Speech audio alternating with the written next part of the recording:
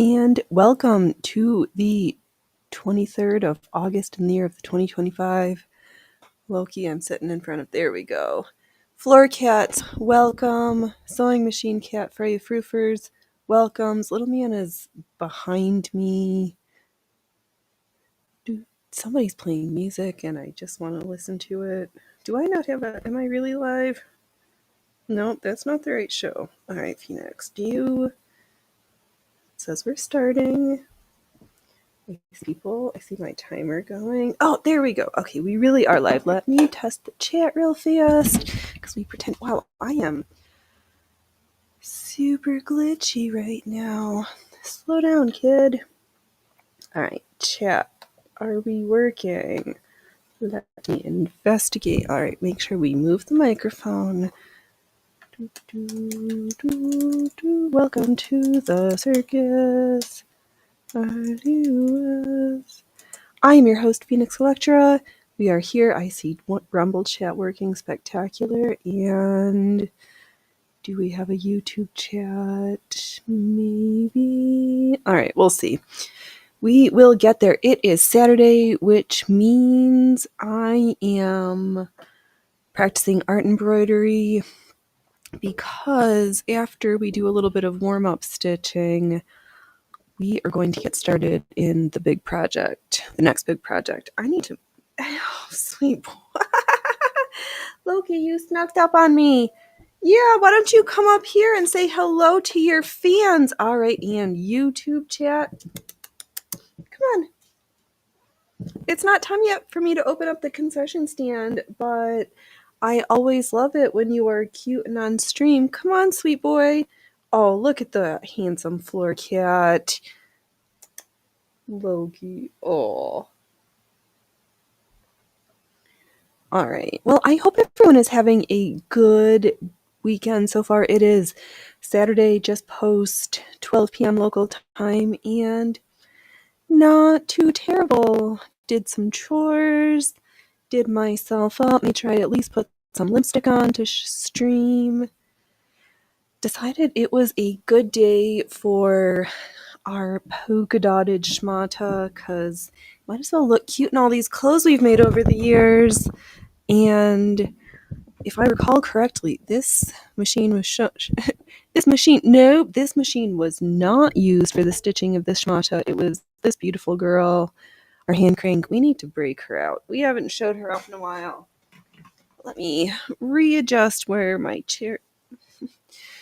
Phoenix. Did I say hello? Welcome to the circus. I'm your host, Phoenix Electra, and this is the most beautiful sewing show disaster that Rumble has to offer.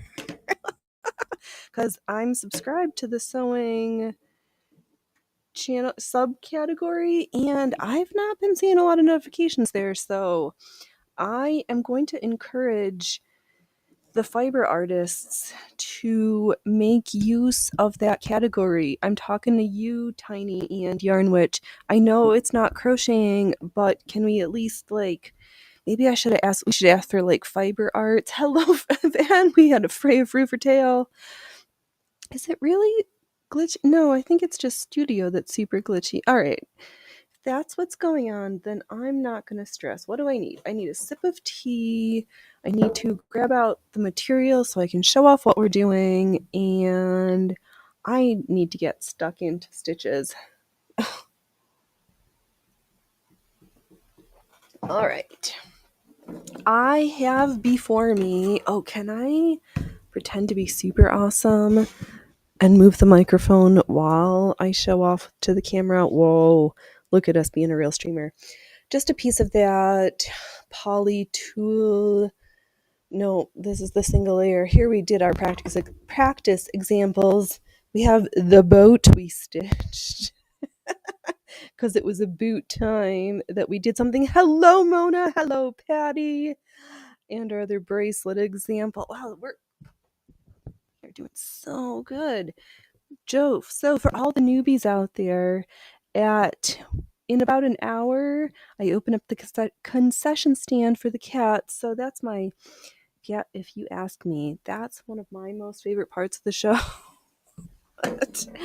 Oh, welcome, welcome, one and all. So what I also have is the white that I'm using for filler cord and this black that's approximately similar weights. I've got some black thread. I am going to practice padded satin stitch and see which I like better. Oh yes, cross-platform chatting, Patty welcoming Mona. Oh, so good. Such a nice feature.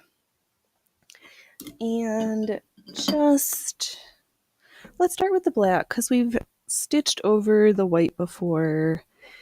Actually, we know how that looks with two from the other examples, so I might just skip that. And I have the black sitting on my thread holder.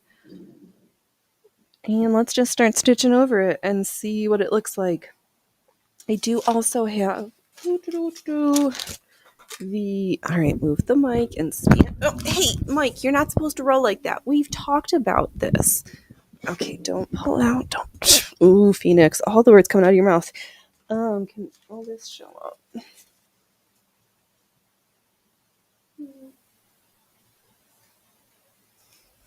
So kind of there we can see the yeah, sometimes the things in the big context, but still, it is what I said. It's true. It's true. And I can't take it back. And don't push the USB camera cable. All right, put you out of the way. You work, you check. So here what I was showing was a piece of the water-soluble stabilizer that I took my paper template and I found a circle that I could reuse the size. This happened to be the Woolly Nylon, extra fluffy, extra heavy, bulky, 100% nylon, made in Japan. I have this to make serger trims.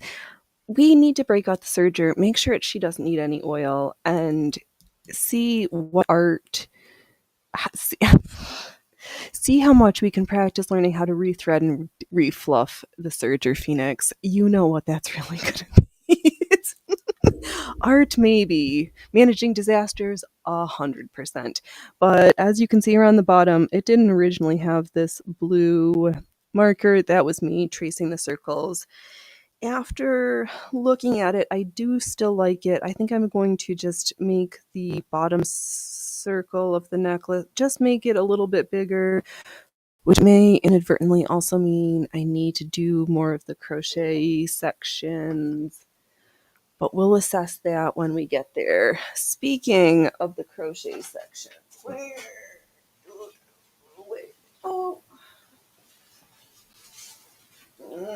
okay. All right, there we are.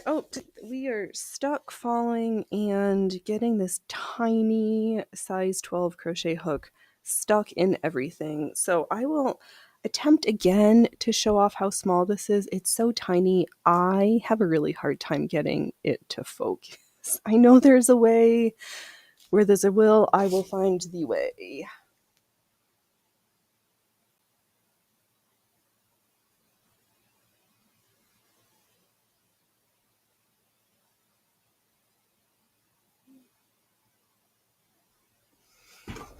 So yeah, that's pretty much kinda. I have my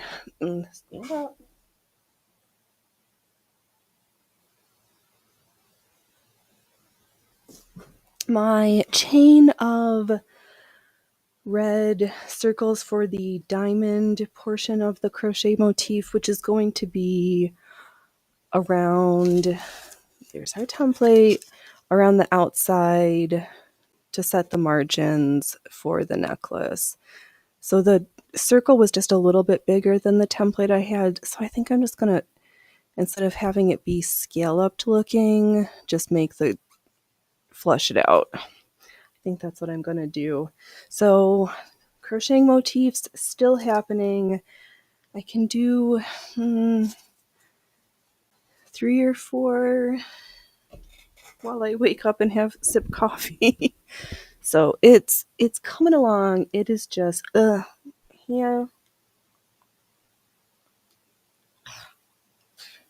Ugh.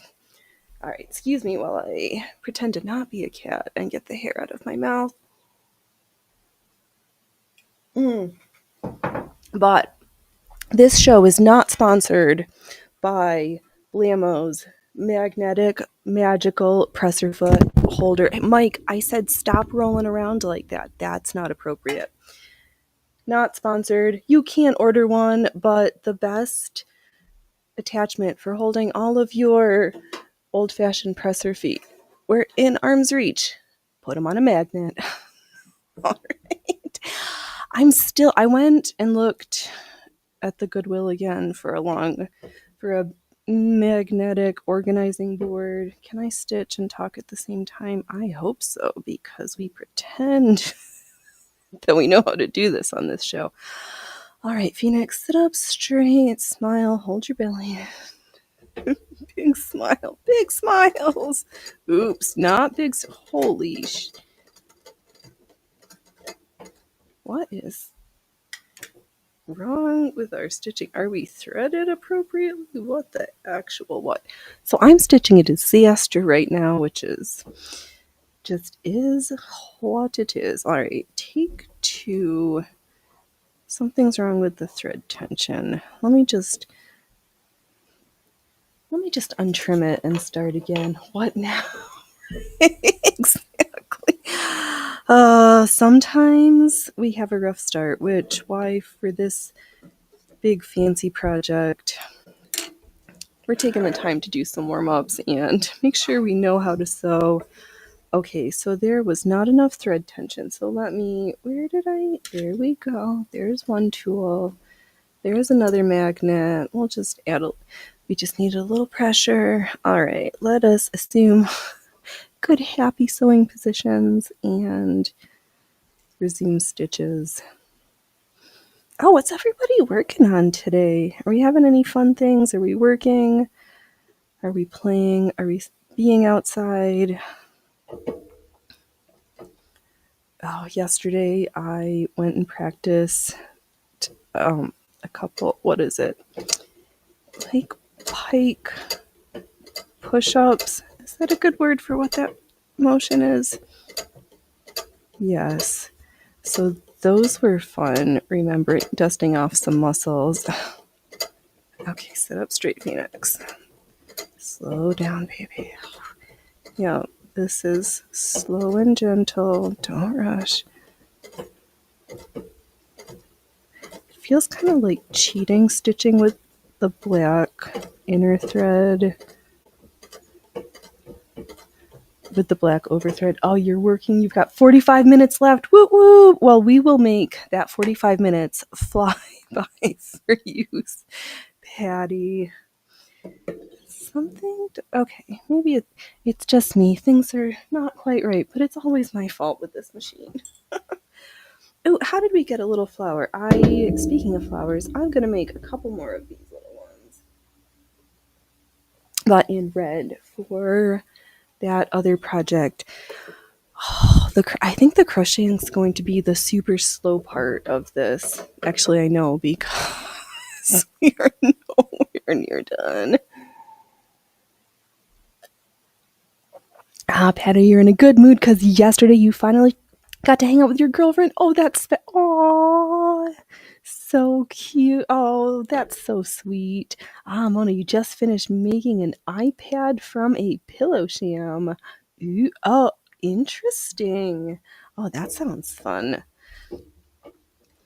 Yeah, some of those like fancy can pull up nice satins and fun materials. Yeah, that sounds nice. Good. Okay. Oh. If the noises from the outside are too loud, let me know. But I'm noticing, though, with the black on black is the white bobbin thread kind of shows up a little bit extra. All right, let's see if we can stitch a little bit better. Oh, Patty, you watched her play Ghost of Tsushima,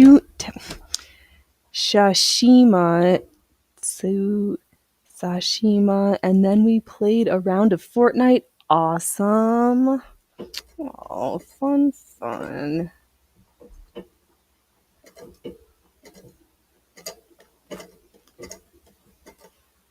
That sounds good.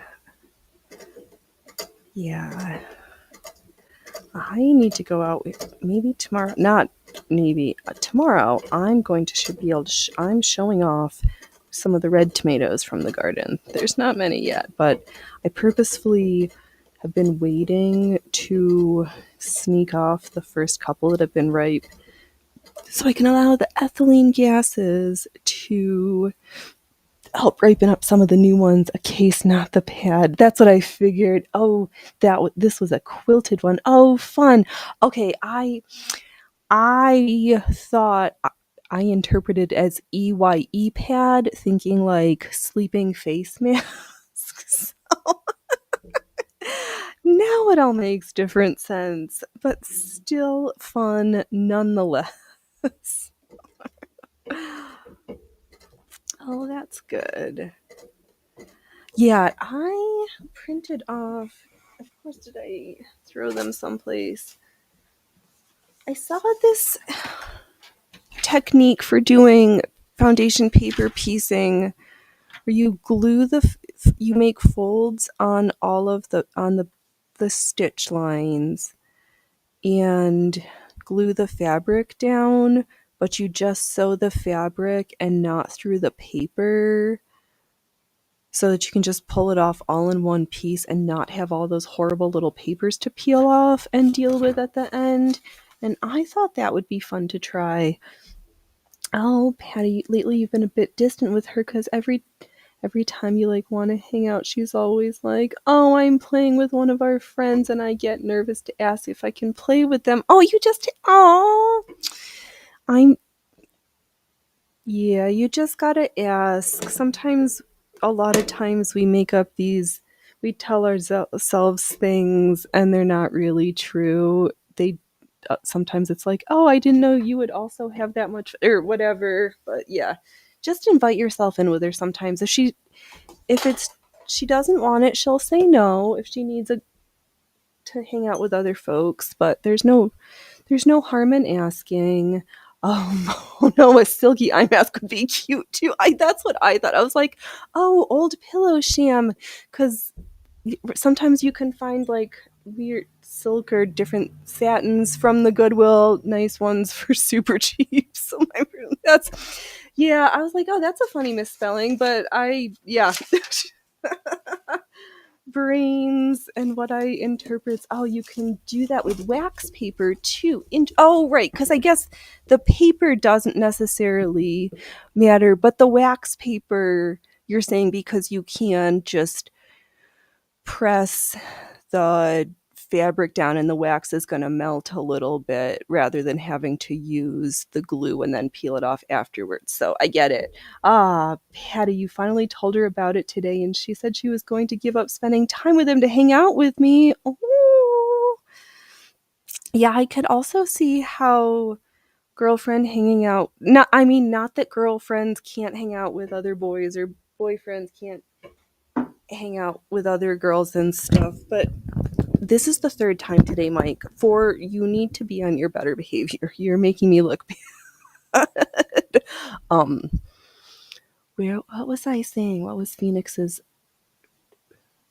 Where was I going? Oh yeah, but sometimes it can feel weird. You're like, but he's not the boyfriend. Or I think I would sometimes. Yeah. I once had a date. And now I'm just an old married lady. Okay, these stitches are less crappy. For good comparison, I'm going to stitch over it a second time because I'm trying to decide for the necklace like what I A, like the looks better, and B, no, A, would I like the looks better? This is why I'm doing this, for the aesthetics. All right, let's stitch back over.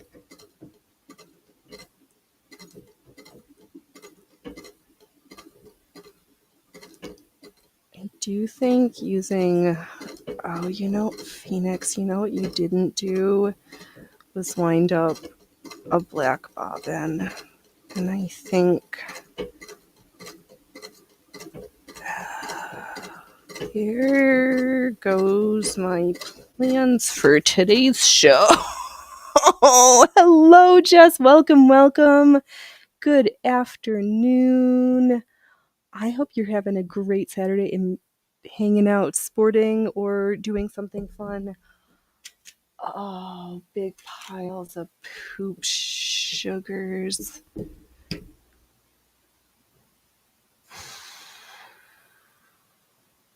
I'm feeling a little defeated right now because... No, that's all right. We are going to make lemons out of lemonade. I could torture... You know what? I know that Allie's showed me how to use this bobbin winder. I have maybe one of these new bobbins. Well, let me see if I can wind a bobbin. If that turns out to be a disaster, we will see how Phoenix normally winds bobbins by hand. All right, there is a trick for this. So I've got my bobbin, and I'm going to catch the tail end in between my nail of my thumb and my index finger. And I'm not going to get lost in the tension. I have no words. All right. We just have the one eye loop in there. Let's see here. So what do we do? Oh, that's right. I need to slide the thread around the outside of the bobbin and stick that end into the winder, because that will help anchor everything in place. Oh, hello, seems normal, Ron. Morning, it's 1:22, right? On the East Coast. Yeah, no, it's only 12:23 on the West Coast, so I'm going to go with not quite that early. Mountain time. It is 1:23 Mountain time. Okay. So I've got it in the hole. Oh, no. Yeah, I was like, I thought more like 3:22. What I'm actually going to do is wind it a couple times around, and then I'm going to leave a tail that I can catch into the right hand section of the bobbin winder. I have it through the little... this is so stressful. Because I actually avoid using the bobbin winder on this machine because something's wrong with the tension, and it only likes to wind at one end, and that's really annoying. And it's too loose, and I don't like it, so I usually just wind bobbins by hand. All right, I'm going to carefully get this where it needs to go. In the hole. In the clip, through the little guide, and now we cross our fingers and hope that this works. I know, and somehow I can't get the needle to disengage, so all right, can we... No. Why is it not even working this time? Oh, I'm on the wrong thing.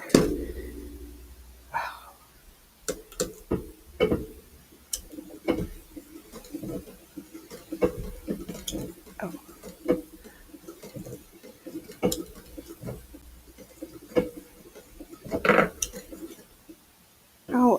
like fudging with this. Oh, do you drop the feed dogs or have a plate cover? No, and no. I don't. I just nope. I'm just breezing with it. This is not in the right. What the? Oh, we might have some super riveting content of Phoenix hand wanding a bobbin because I mean I do have a feed dog cover. It does not really fit. It's not the right size for this machine. And the screw that it would slot into gets, oh, that's right, because I also want to grind it the reverse way around the tensioner disc. Maybe now. No, why are you not even working at all?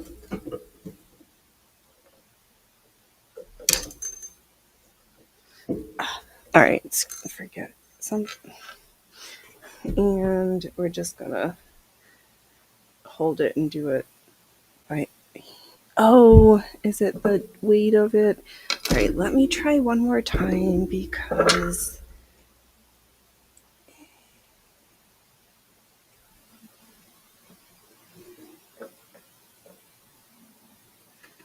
Okay, we're engaged.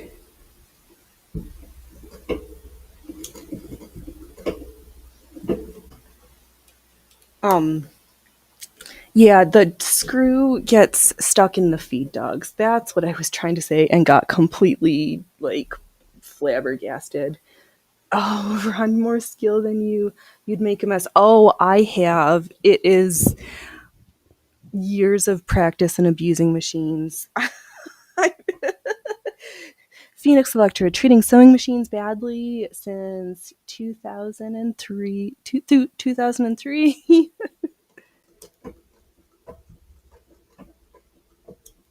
Okay, it's. Oh, they're kind of going. I mean, oh, this is not in the right spot. Okay. Yeah, it's just practice and more practice. Is this working? I see bobbin going on to thread going onto a bobbin, so maybe. All right, well, I'm just gonna keep winding the bobbin. This is, I think, one of the most successful bobbin windings I've ever had. Oh well. Hey, better late than never. Huzzah! So this is how I wind bobbins for this machine when I use the bobbin winder. Somehow the needle is supposed to be disengaged, I think, but I've never managed to make that happen. So here we are. And the little arm just slides back and forth where it's supposed to. Okay, are we stuck? What's going on? Come on. And now it's not winding at all. This winder works. What is wrong with you? Where's Allie when we need him?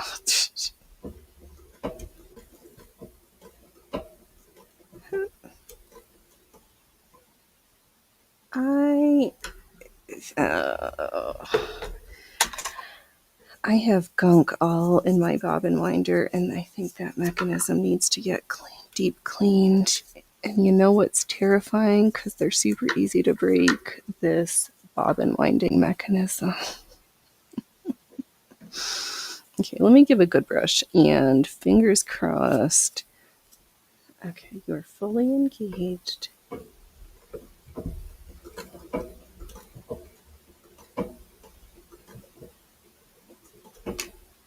Yeah, because it's got this little, it's a set of cogs with a screw that wind around each other, and it's not traveling.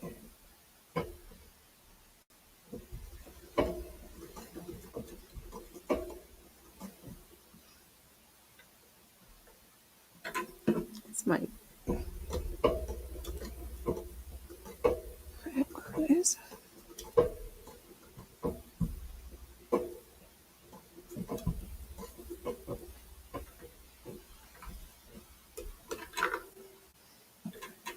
Oh, well, that's another spot it's supposed to go through, but still.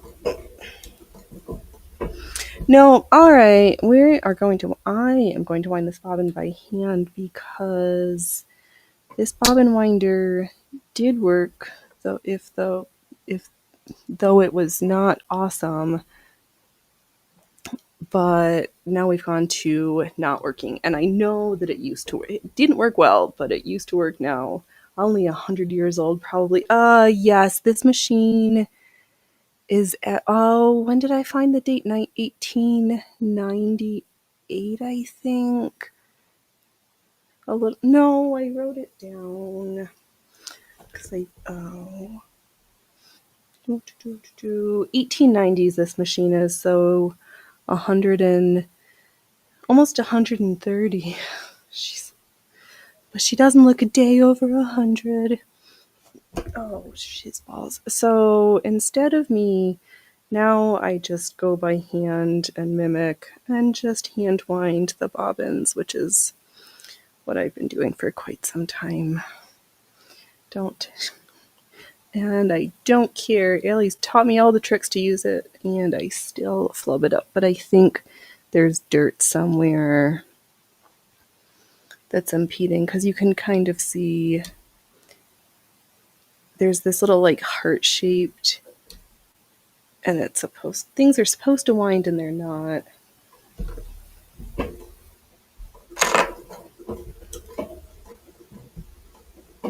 I'm just look at, no, it's not winding. Did I? All right, Phoenix, don't fluff around with that right now. You might break something. So now we're just having slowly but rivetingly, this is how I usually prep my bobbins for this machine. So I wait until my fingernails are long enough to clasp the sides of the bobbin, and I wind. And I wind, and you wind some more. Oh, you have a Sphinx 27. That's a treadle too. That's what this is. This is a Sphinx 27 treadle with the vertical shuttle bobbin. Yeah, my bobbin winder just pooped the bed on me. Not that I've used it very recently.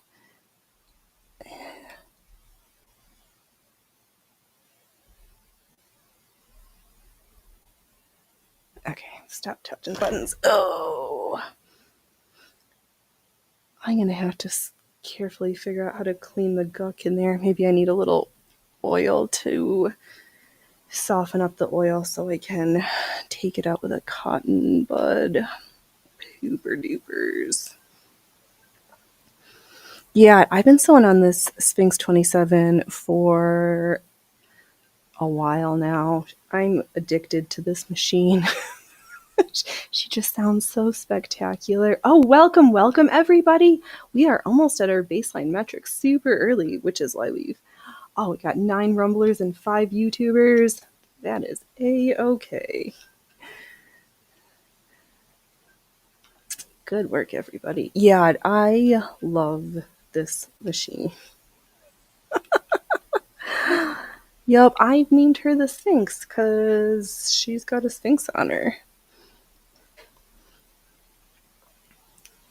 She takes a lot of abuse, so if you want to do machine embroidery, I would say 100% just play. Me and this machine is, if something's wrong, it's my fault, because the machine is always perfect and correct. She does nothing wrong. It's only me. Oh, he brought me over the whole tea bottle because he couldn't find my glass. How sweet of Dove.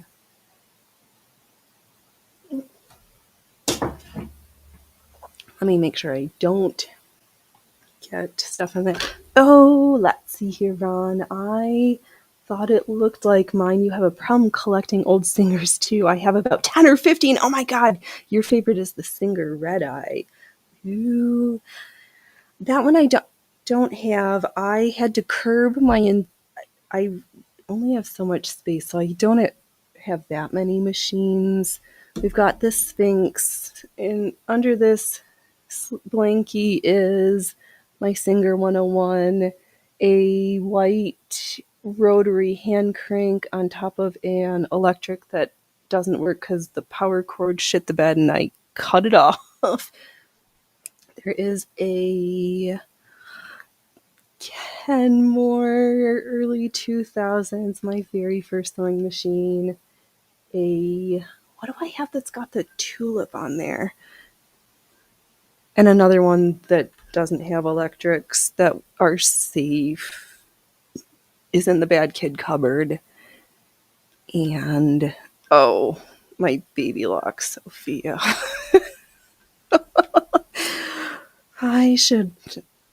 Maybe we'll do that tomorrow. I'll just open up the cupboard and we'll drag out all the sewing machines. No, I do actually have sewing to do. I've got 2 dresses to finish and more in my heads. So I am almost finished winding this bobbin so we can then get back to stitching. Oh, what did I do? What did I not do to this bobbin winder? But it looks really gunky.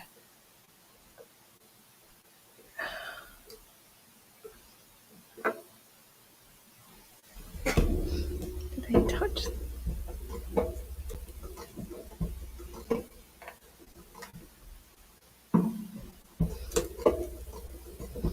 I don't know. Oh, your tulip is probably the 66 Lotus FR Cal. Ooh, interest. Oh, it's, no. Now I'm going to want to go and look. Sugar snaps. I don't know what the, it has the same presser feet horizontal shank as the white rotary does. Oh, there's probably 6. It's not a Singer, but good guess. Yeah, no, it's got the same presser feet as the white rotaries do. That like horizontal slidey shank.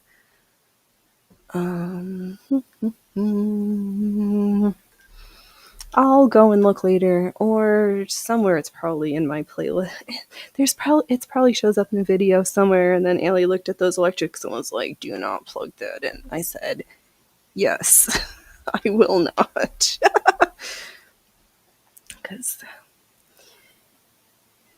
yeah, the electrics are completely rotten on the power cord. All right, I have wound enough. Such thrilling, amazing hand bobbin winding content. Why? What is dirty? What is fluffed? All right, let me switch out the white bobbin thread to black bobbin thread, which makes most sense when we're sewing black on black on black. Don't use white bobbin thread. This is probably the first time in quite some time where we have matching bobbin and sewing thread, but who needs that? I usually just use the cheap skinny white so I can wind more onto the bobbins. Alright, let's trim the filler cord and get rethreaded and start from scratch. Okay. What is that machine? It's gonna bug me. It's cute. It's not in a table. It's portable, not a Singer.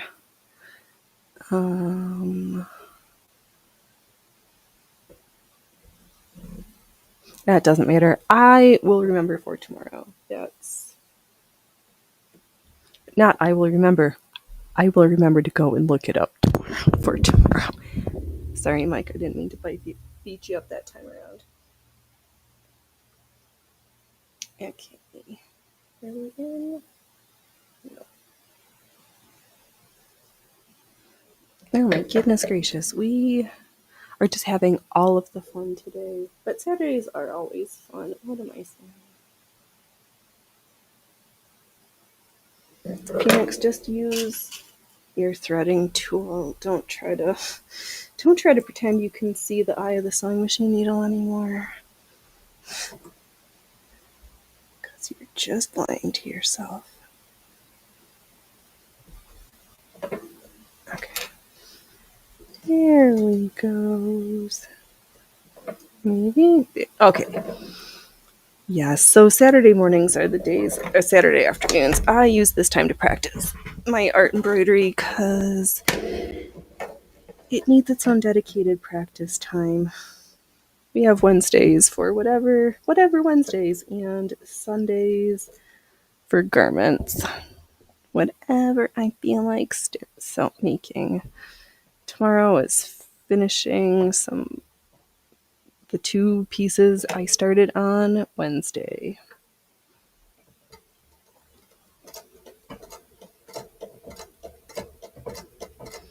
Oh, much better.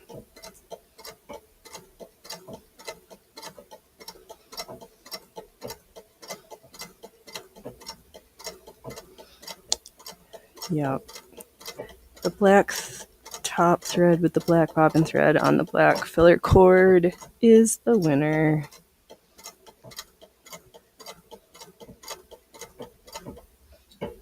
Let me just trim up. What?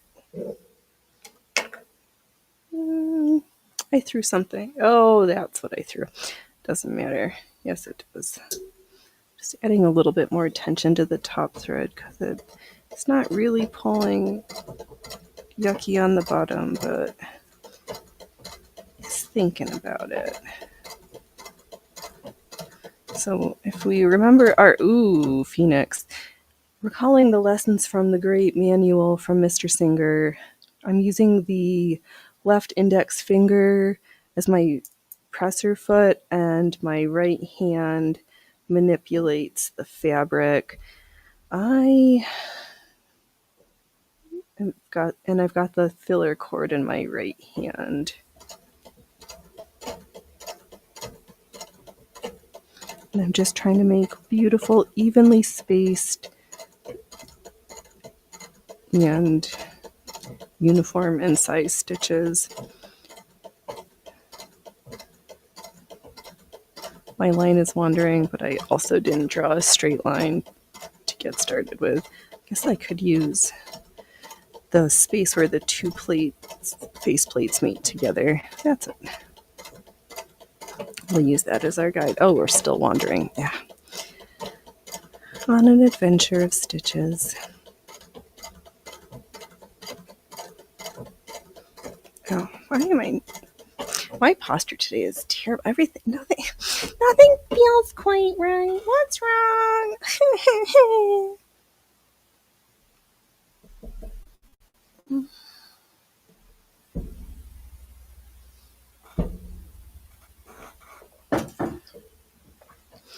Oh, I'm going to be... Okay, it'll be okay, Phoenix. We'll figure out how to clean in that bobbin winder. Maybe that's what it's needed this whole time, and after we do it, it'll actually wind beautiful bobbins. Fingers crossed. Ah, Jess. Oh my god, you're loving this sound. You seriously need ASMR of that machine. That is becoming an ongoing kind of request. I was thinking about that again today. My only stumbling block with getting pre-recorded content of that ready is figuring out when this room is completely quiet and I'm not disturbing anybody.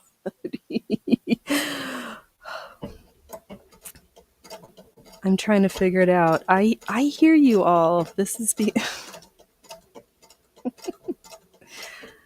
I hear you. I am trying to figure out how to accommodate. And then my production of sewing will be even greater if I'm doing silent stitching. And then, do you draw on material and sew it? Sometimes yes. for this straight line, I didn't bother for the project that I'm going to be working on. Here, let me try to hold it up again. What I have here is a piece of water-soluble stabilizer that I've marked my templates that I've marked up. So let me see if you can make a loop. But Kilroy would complain.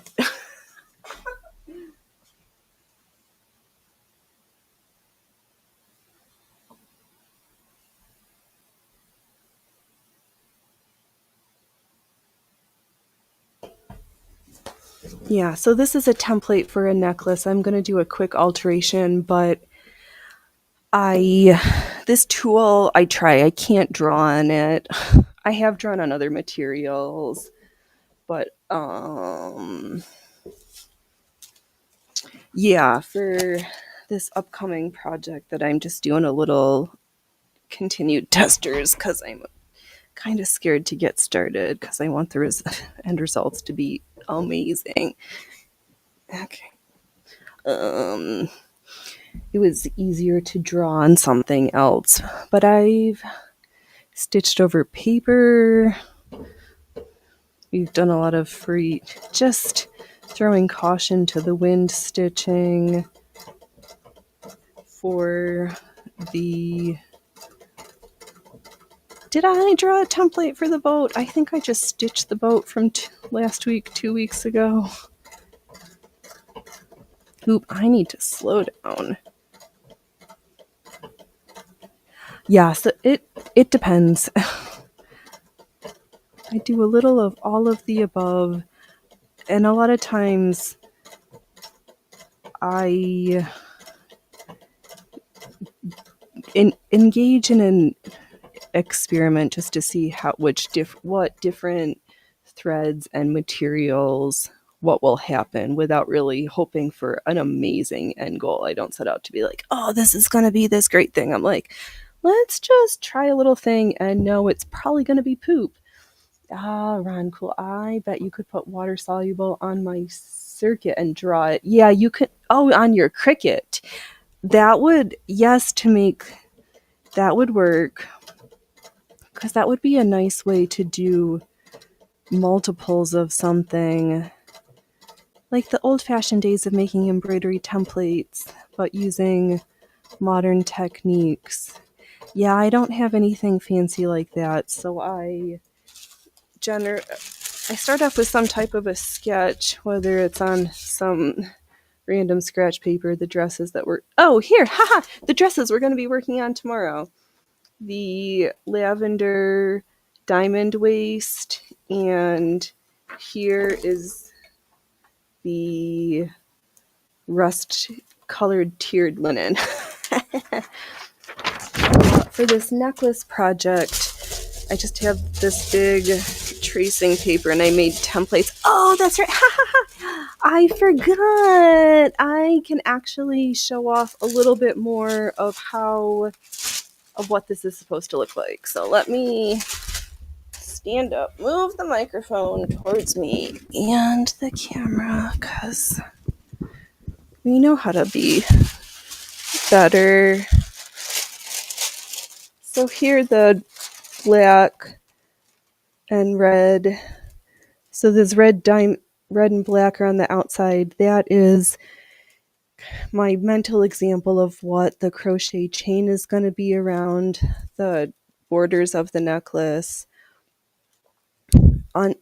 That is going to be affixed to the padded satin stitch. I'm going to use that for the circles, and we're going to do some more dividing lines, and inside there's going to be little crochet motifs, and our colors are red, gold, and black. So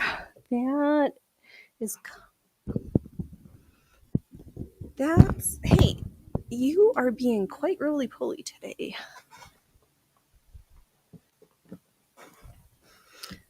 Yeah,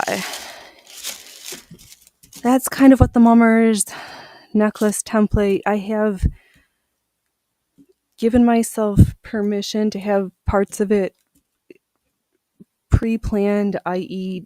I need to know which crochet chain I'm going to make, and I need to stick to it because, as I showed earlier, that tiny antique lace size 12 with the basically, I have sewing threads comparable in size to that thread. It takes a little time. I need to have my eyes open and prepped. But in this section, I've kind of sketched out some ideas for the flower inside.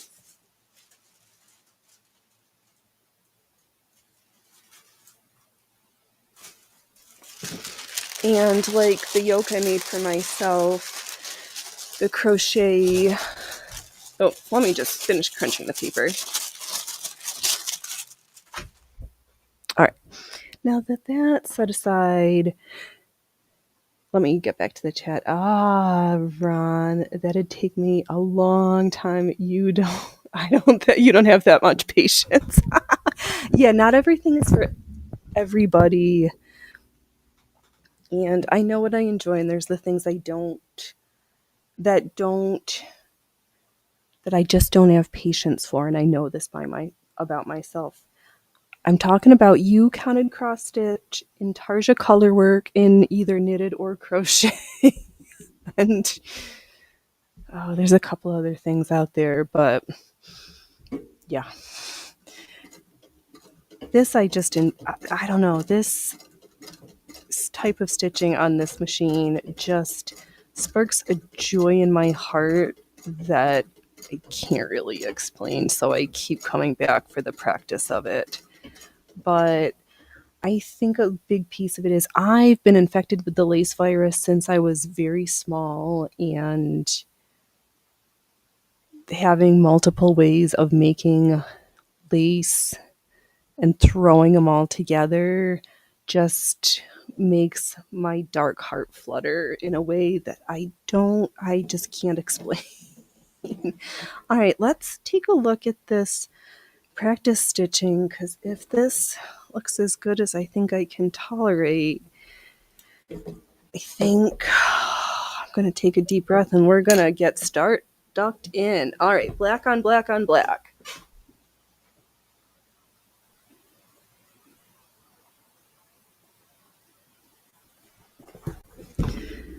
The line not completely straight, but stitches look pretty even.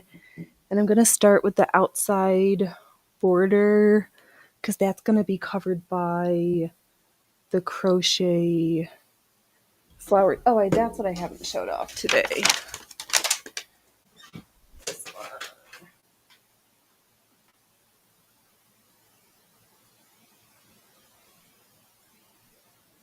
And that's what it looks like.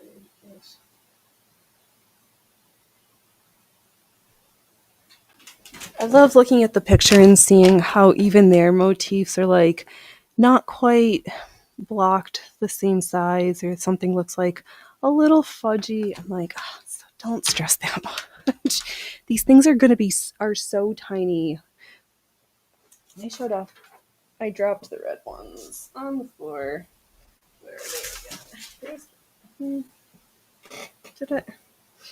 Okay, I'm just losing stuff right now, so I'm just going to take a breath, grab the template, remove our practice piece, grab the fresh tool, because this is practice. It's got some stable. It doesn't look nice. Oh, thank you. Yeah, that crochet is going to look super cute around the edge. It's just taking a long time, and then there's so much to crochet. That's going to be the long and slow part on this project, second only to the beading. And I've not even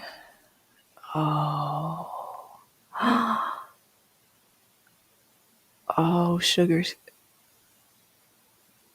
Okay, Phoenix, don't stare off with weird, not weird, but sometimes I have this daydreaming face and I just stare off into space and I'm just like enthralled with what my brain is seeing that doesn't exist yet.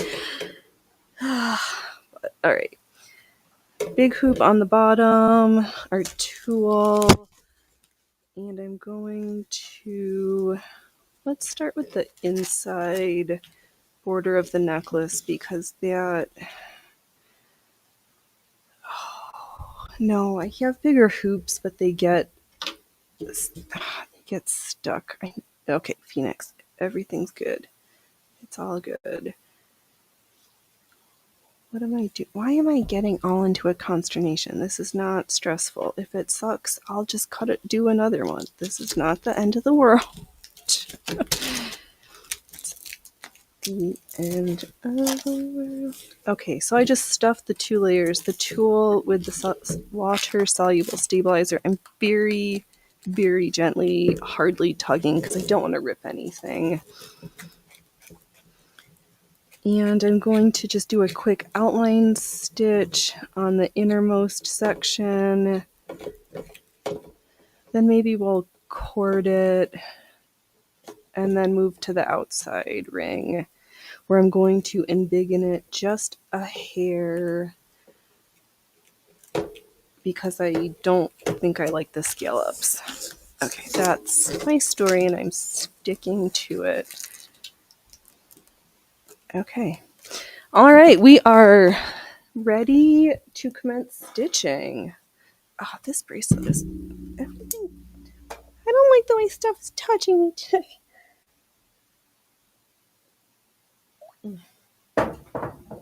All right. Because the worst that happens, I cut it up and throw it into the scrap heap. And that happens sometimes.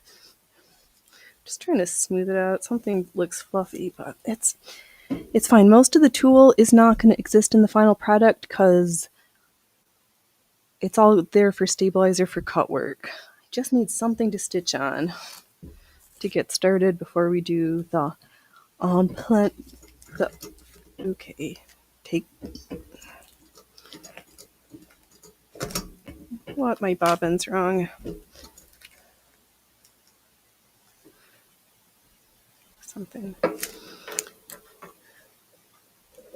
Let's just check under the hood. Something doesn't sound right.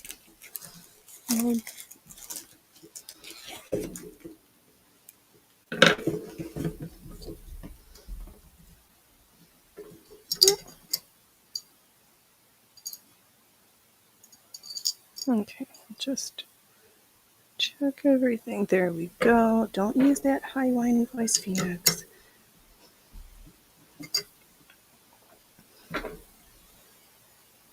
Ooh, it's getting toasty. I think it's supposed to be like triple digits in a few hours. So that's gonna be fun. All right, let me go for a take 2. Okay, nothing's touching funny here. All where you're supposed to be. All right. Do.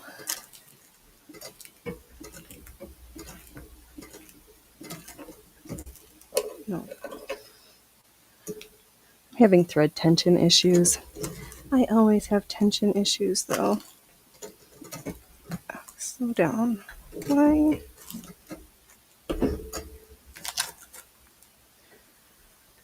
Okay.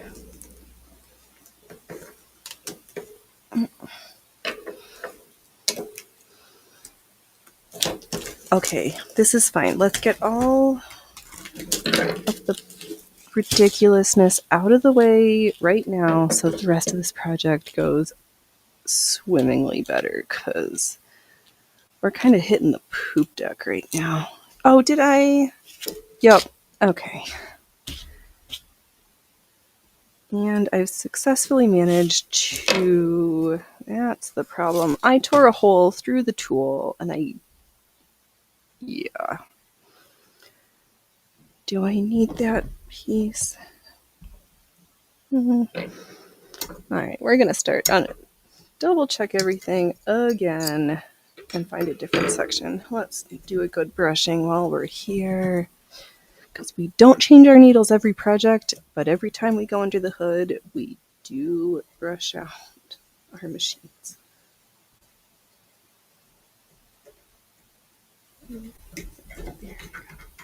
Okay.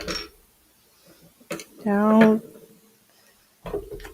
we put our tools back because if we don't, then we forget where they were. Oh, cats, are you guys want to see? Oh, all the floor cats are sleeping and not paying any attention. And there's more fluff. Every time I think I've defluffed enough, there's always more looping around. What is wrong with the way this needle is threaded? Nothing. Okay. Let's see if we can pretend to be slightly more successful. I'm just going to avoid that spot where I flubbed up. God, Jess, on your red eye, you are constantly adjusting the tension, and I'm assuming it's the bobbin and it's not tight enough. Oh, maybe. I think I also just fudged around with the stitch length, and I usually just don't touch that knob ever. Jess, you're still learning to be patient and take your time with it, right? Everything, just the old machines, you just take a breath and breathe a little bit more slower, and you're so used to the computerized zooming along. Yeah, it does. I think that's another thing that I kind of needed with my sewing is that I felt like the modern machines, I was rushing too much and my stitching wasn't good because I wasn't skilled enough to drive at those speeds. And being literally forced to slow down is helpful. Especially because this machine has a max upper speed. And if you try to drive too fast, it does not work. I might be getting close to needing to a little tensioner though.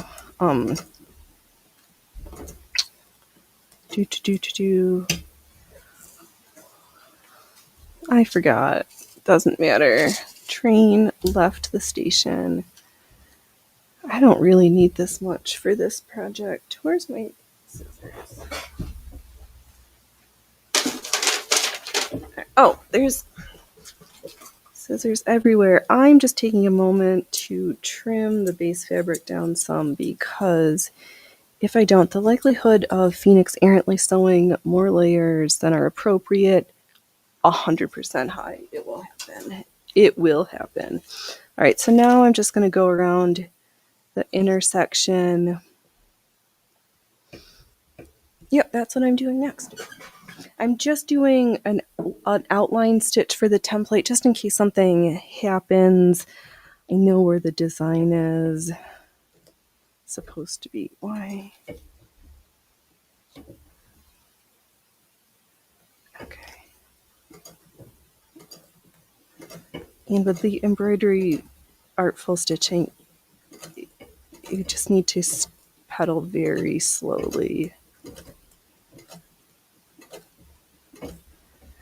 Because if you pedal as fast as you would for normal straight stitching, the tension is off and you just end up with a poop's nest. Wow, I need a better adjective than poop for and today's episode brought to you by poop. No. Not today, satin. Alright, let me just rotate because the machine does like if I stitch in between the feed dogs right on that little flat section that doesn't move.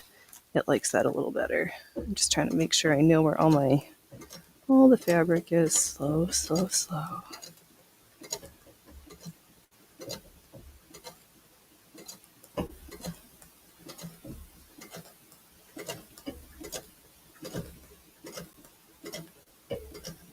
I can also listen to if the fabric is getting squished on the feed dogs. There's so much you can diagnose from just good listening skills.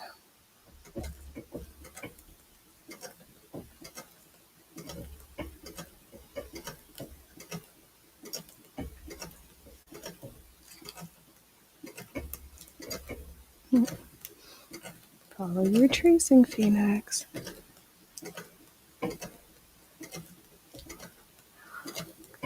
And I think we'll do the padded satin stitch for the inner section of the necklace. And then I'll start to move the hoop around for the next sections. But while we're here, I don't want to muck around with moving the hoop a gajillion times. We're just gonna work one area and then move to the next ones.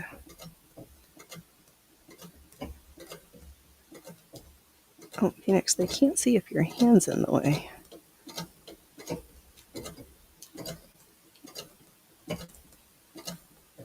Yeah, so it took a couple of iterations to find the right length for our necklace template, but I sketched around and have this little brown paper template. Oh, there's our little rings of doom. Yeah, these are the rings that are part of the crochet motif for the outside. They're about 1 centimeter across. And the thread doesn't even want to show up this far away on camera. And I'm too lazy to stand up again to show it.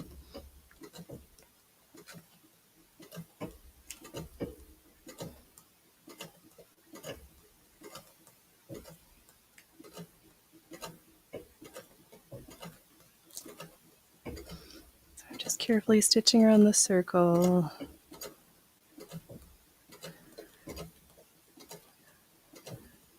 So I want to make sure that I've got enough stitch density that when I carefully go to remove the tulle, there's not sections that are going to be itchy next to the skin. That's really it. The possible itchiness is really bugging my brain with this project.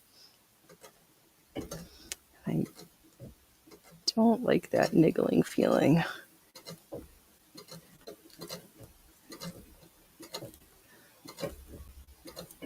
But the more everything's covered in thread, the less things will be next to the skin.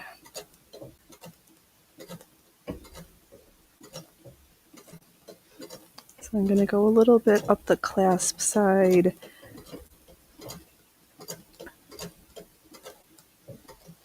And I think I'm just going to travel the circle back with the filler cord.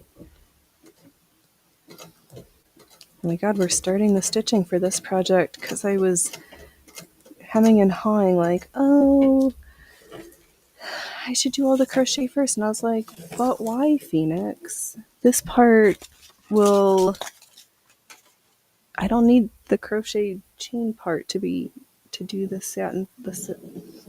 I don't need that for this part. Those are my words. I am going to, however, use my little forceps. They're not very wide. There we go. My little pinchers and hold the end as I get started because I do not enjoy having my fingers super close to the needle when I'm getting the filler cord in. Does anybody remember where I left my threadbare? Is it in with the sea hag patches? I bet it is. Okay. So I'm just very carefully trying to stitch over and through a couple. And now you can't death grip the material over the feed dogs when you're driving perpendicular to them. You will tear your fabric. All right, and now that I'm locked, I can move that out of the way, have a sip of tea, and just very slowly make my way back around our inner circle for the necklace, and then we can see what we've got.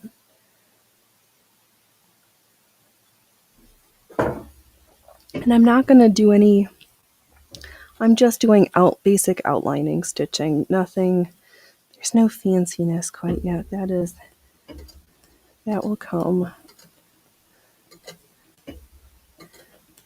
So I'm continuing to look through the Pasanki books for motif inspirations.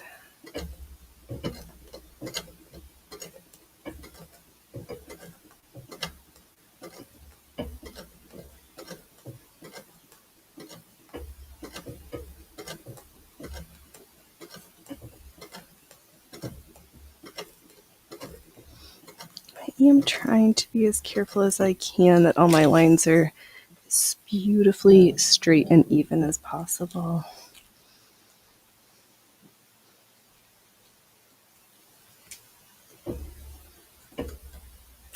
Come on, baby. There we go. Nope, slow down.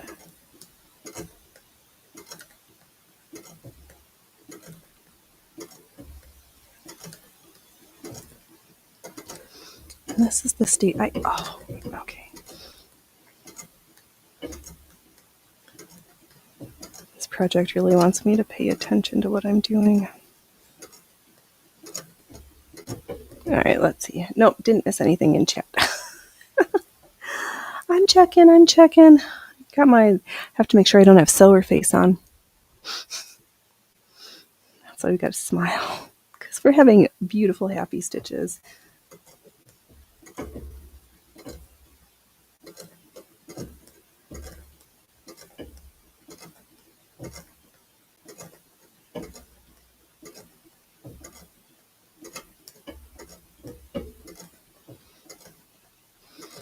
But A, you have to be slow stitching because you have to be slow. B, if you press too hard, the likelihood that you're going to tear your material is a lot with these very ephemeral fabrics. Ethereal, probably more ethereal. Make your stitches smaller, Phoenix. You want to go just over the borders of the thread.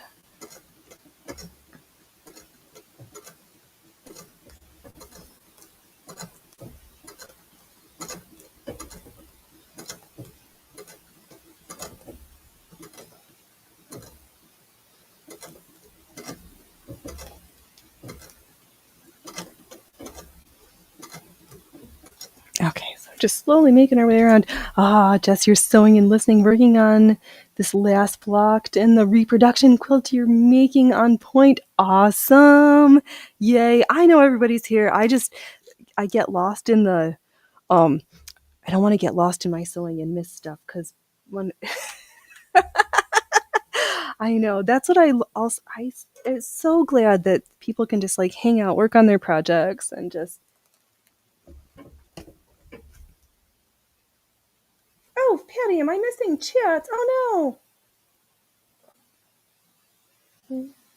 Oh, Patty, they have a lot in common, and they don't really know to say when she comes to me with her problems. Oh, I'm sorry I missed those chats, Patty. What's going on, Toot Rumbles? Did I just not see it? All right. Sorry. Oh, but I know it looks like I hope you're enjoying being done with your adulting activities, Patty Quinn. Oh, that's so pooper doopers. That's so weird. Okay. This, oh yeah, don't X out of my show. Haha, that would have been fun.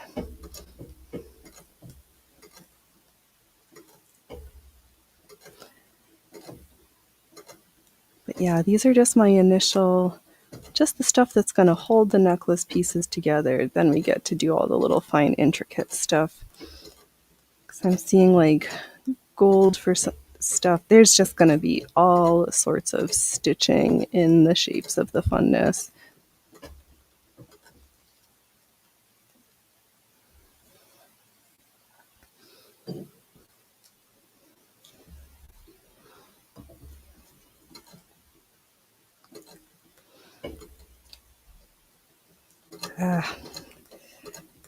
Okay, Yeah, partnership problems. It depends. Sometimes it's better to not have to be involved. Oh, okay.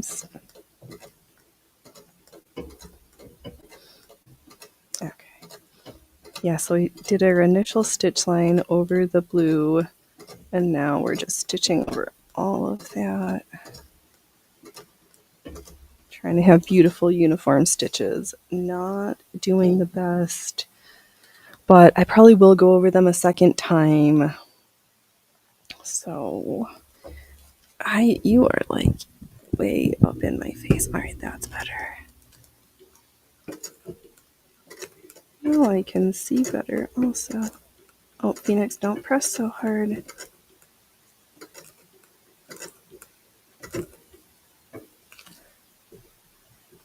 Oh, the other thing, my hands are starting to get a little, my palms are getting sweaty, and sweaty palms on water-soluble stabilizer. Yeah, not the most, oh, that's, I should have brought gloves. All right, let me try to fold it over so I've got layers of tulle in between.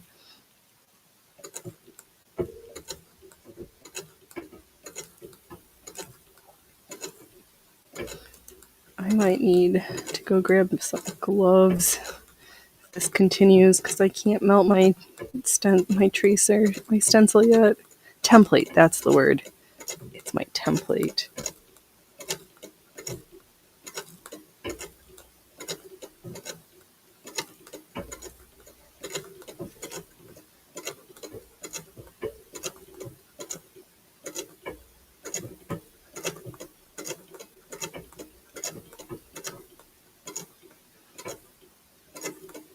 And then slowly but surely we stitch our way back around the circle. I am sitting really awkwardly, aren't I? What is wrong today? I'm like still trying to feel comfortable in this new chair and make sure I'm not like leaning to the left too much.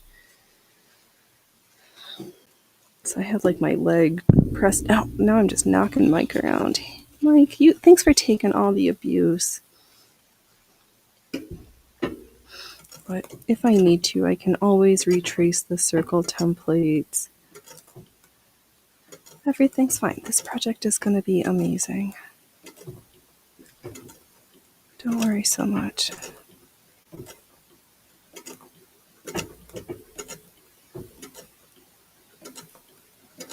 Worry about the challenge of trying to just stitch over exactly 2 diamonds in this tulle mesh.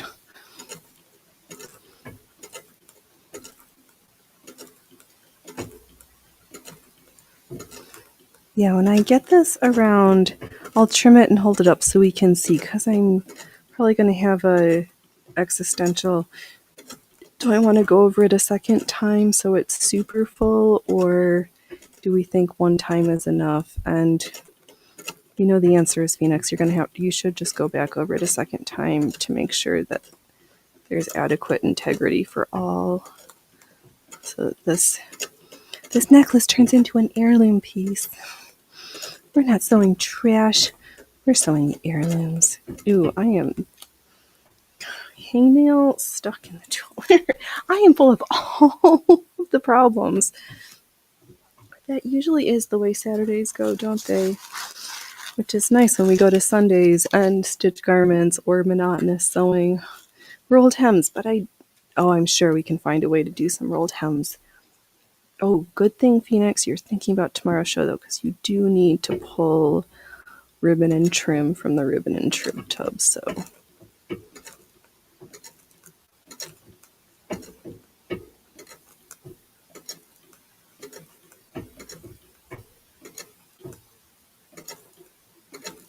That's A-okay.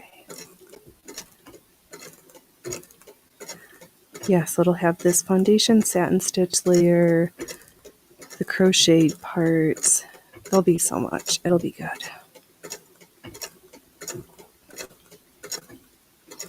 And the tulle layer in certain places, like underneath satin stitch, will still be there.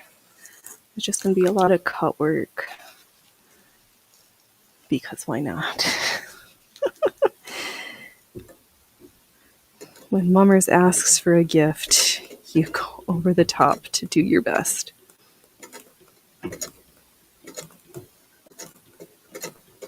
Oh yeah, but get your complaints ready for tomorrow's Stitch and Bitch. Man, oh man, I got some thoughts on a few things that kind of make me feel not so happy in my tummy. So I'm not going to talk about those topics till tomorrow. Nice Stitch stuff for me and not gifts.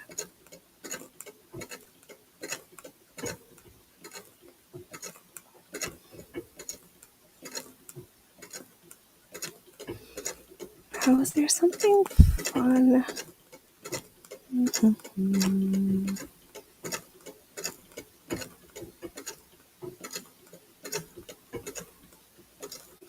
Oh, that's a thing. Has anybody bought from or participated as a maker in the Michael's Makerspace things? If so, tell me, what did you think? What were your thoughts? If you have any. I have not purchased or participated.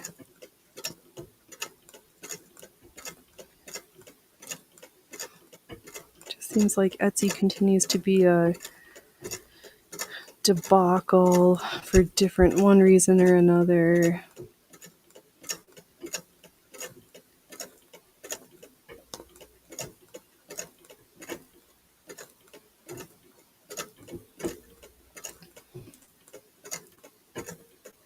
Oh, and I wonder what's going to happen with the big four pattern companies with their bankruptcy and layoffs and all this stuff. Are they just thinking that they're going to be able to like AI generate patterns and it's going to work and be great? Like, I just don't get it.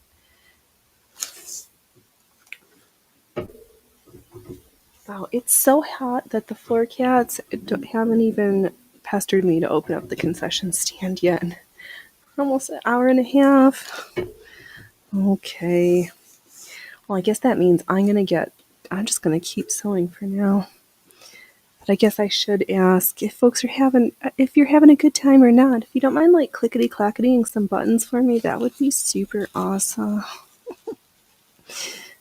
Don't worry about the thumbs down. That was me, because I like to remind myself we can always work at being both a better stitcher and a better streamer.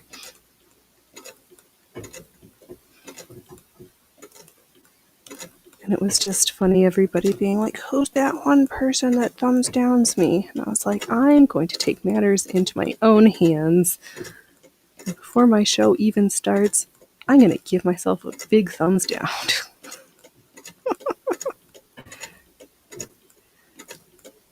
And I have the power of who that first one was.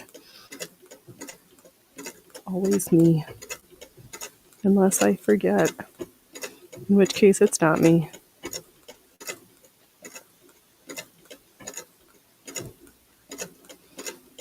Man, oh man, we have gotten way better at our stitching over the... Has it been like 18 months? Like more than a year? It's been a while. At least a year we've been doing this. But it wasn't until the beginning of this year that we took the time to actually read through the Singer instructions for art embroidery. I mean most of it, because I think there's like there are a handful of lessons at the end that I neglected to read for you all and myself out loud. Got almost most of the way through the book, and I got bored with that project. Maybe we'll go back and finish them, or maybe not. That was a different kind of a streaming experience, making sure I read, because it was hard to catch chat, but now that we've learned since then.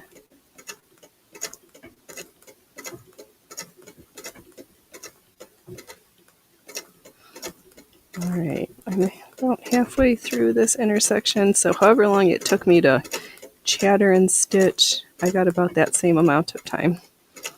And then I can show off what we have here.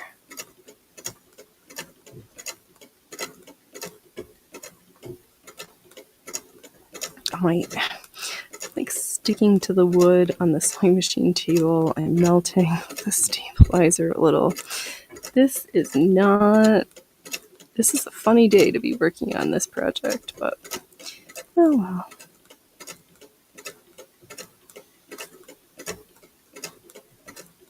So I also figure I try to get as much of the base stitching done, because then if something happens to the stabilizer, because I gave myself sections where some stuff is going to be relatively planned, where I want the straight lines to be as straight as I can and as uniform in distance as I can make them. And then other areas that are just going to be very organic and flowy and free, with less need for strict uniformity. Let's go with those words.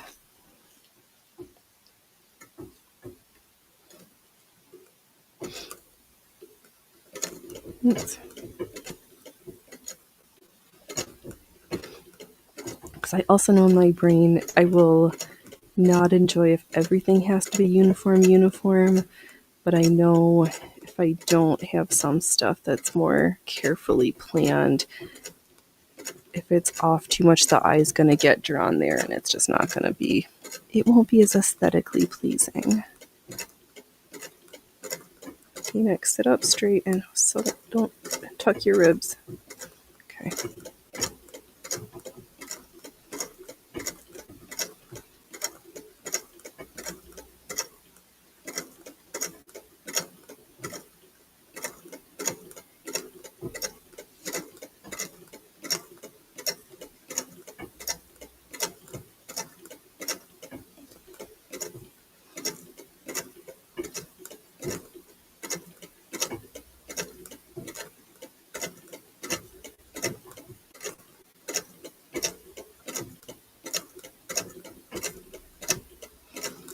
My ears were getting distracted by the sound of the needle going through the stabilizer.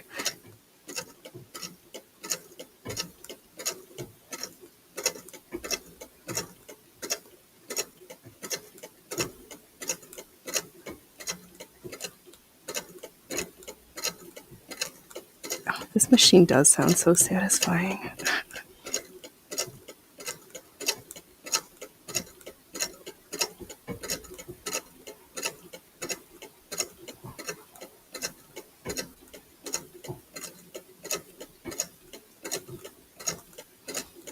Oh, we're getting closer. Yeah,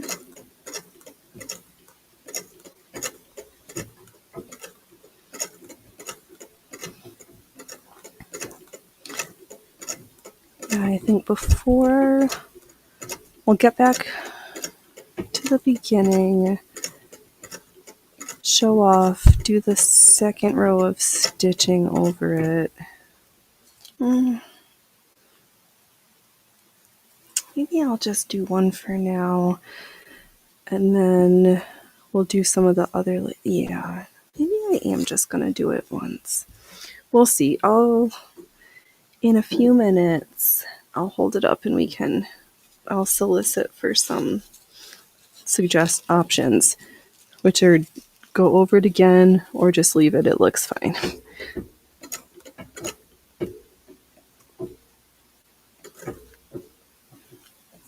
Oh, there. We're starting to see the design show up. The magic of black thread on white. Oh, stitch nicer. Come on. There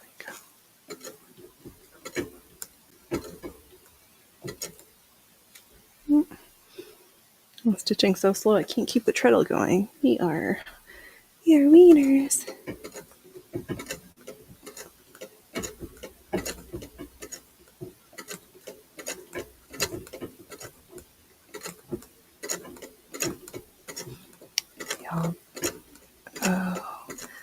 I know, I was thinking I was going to have to make the bobbins all the same. I don't know why I didn't think to pre-wind bobbins, but since it's in my brain and I have empties, probably tonight or tomorrow morning I'll go through and wind up a one for the gold that I'm going to use, the gold thread, and one for the red. I think for the red, because I'm going to use matte, I've got a more shiny red, but I'm going to use matte for the bobbin, I think. And maybe for the gold, did we have an example of that? I do. Where is it? Underneath my...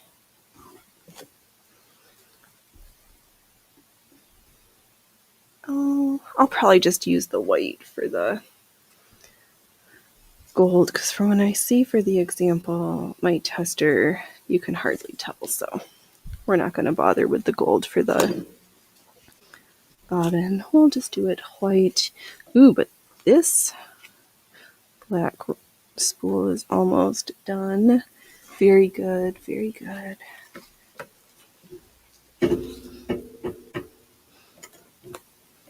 Yeah, I need to stop going to the Goodwill to look for that one thing. Well, tomorrow I'll show stuff, but I have such mixed feelings with haul videos because I'm not encouraging shopping. I don't like it and just try to usually just go to the thrift store. Like, what do they have? I found a couple of interesting things yesterday, or that day that I was there.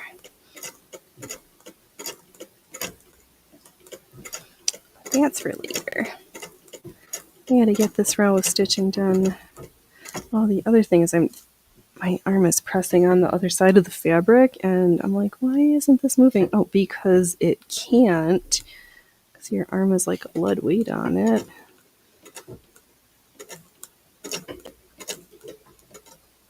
Oh, come on, come on.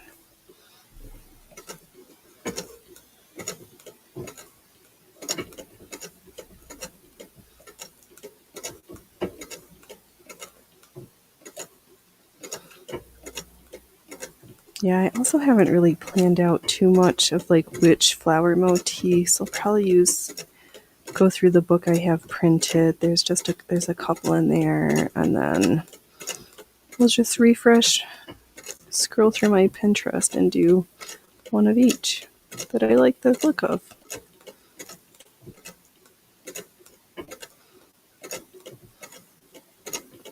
Now we're in the last quarter of this circle.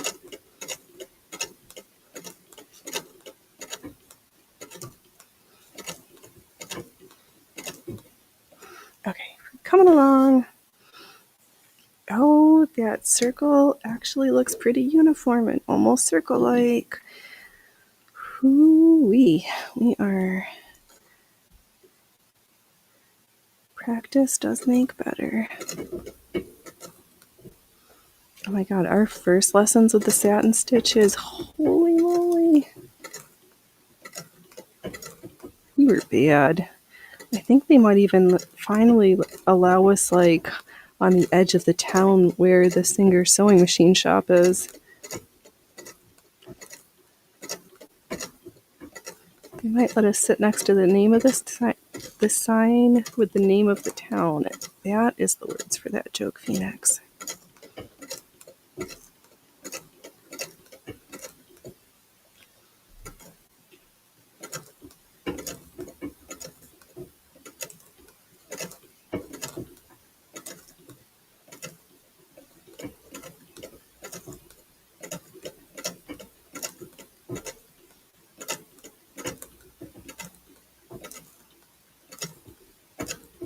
Thanks. It's a good thing this whole layer is going to get covered underneath the crochet chain. Nobody's going to see this part. It just needs to be there to help hold it together.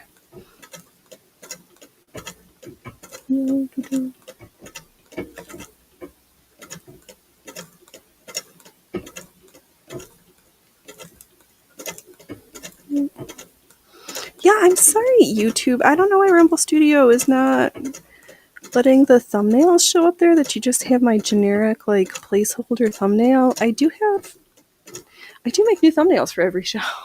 If you really want to see them, I'd go look at it on Rumble.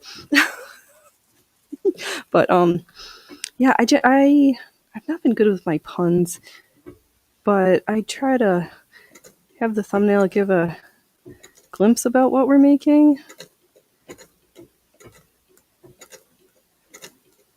You just got to figure it out. I leave breadcrumb clues.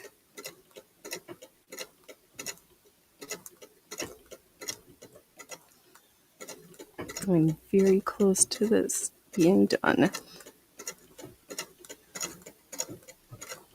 And about 800 more stitches.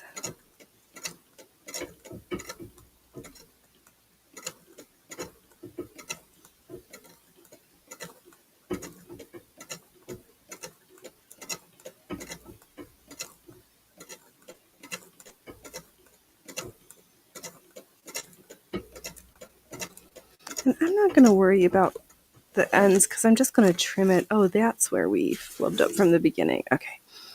I'm just going to carefully make my way back around.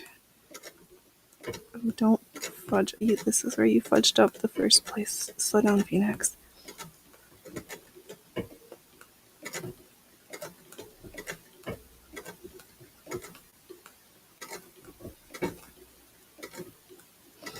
I don't mind if this part is a little bit beefy on the ends because it's going to be where I'm going to attach the necklace closures to also. So it needs to be pretty stable.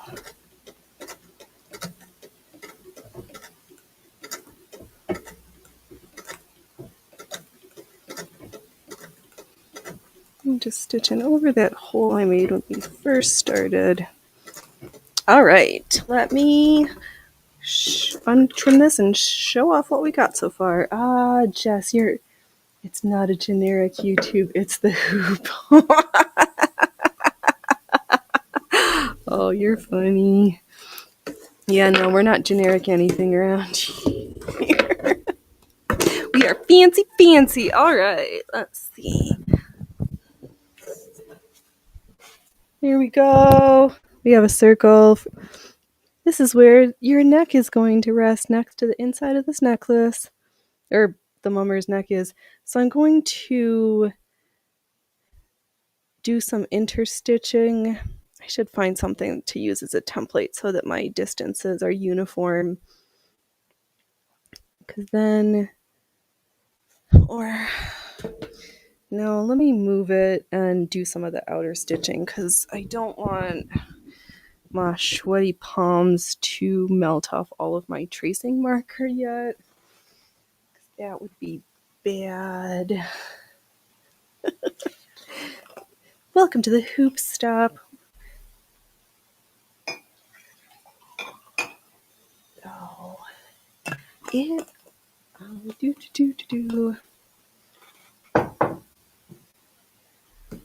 Yeah, Jess, I printed off 2 different quilt blocks to try. Because I want to do this paper piecing without having to tear. So I got these ones and this one. Because why sew a big block when we can do little 2.5 inches? Because they'll be cuter for garments anyway. Oh, thank you, Mona. Let me oh, that's right. I'm having a sip, wiping my palms, and moving. Should I could. Later, we'll grab some gloves or lifting chalk. See if I can stop my palms from being so sweaty. Do you guys want a snack? Do you guys want snacks? Okay. Let me open up the concession stand. I need to stretch my legs for a second, and I'm sure the floor cats would really like it, especially because usually I only make them wait an hour, and we've been here for almost 2, and I've not opened up the concession stand. Oh, before I put this away, I think that single go around looks thick enough. I feel like it would be too fat. Here's 2, I guess there's 2 layers on the square and one on the circle. Let me hold this up and we can see.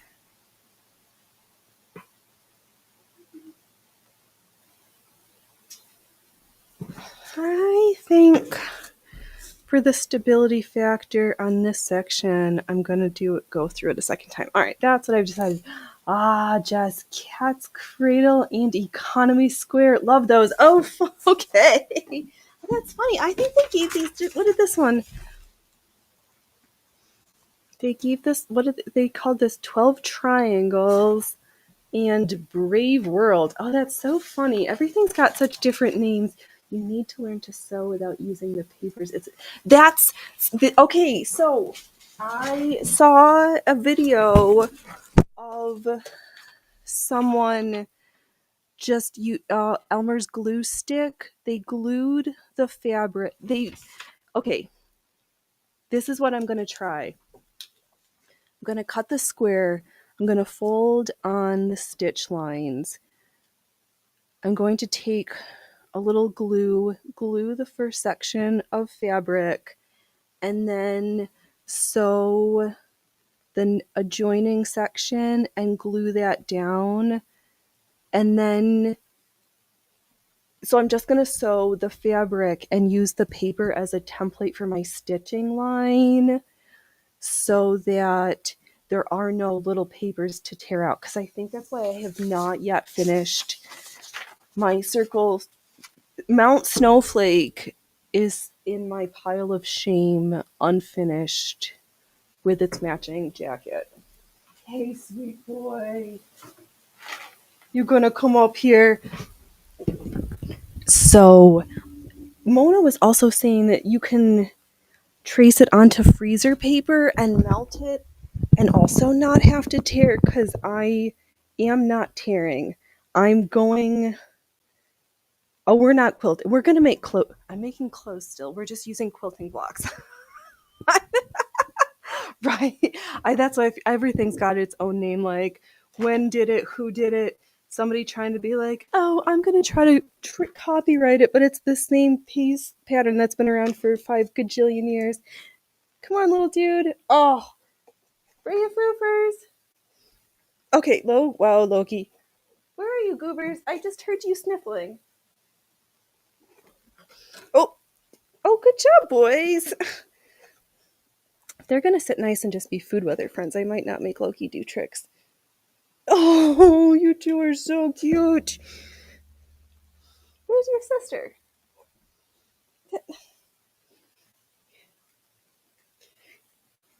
Loki, do you want to come? Oh, these boys do not want to do tricks. They just want to stand here and eat. Loki.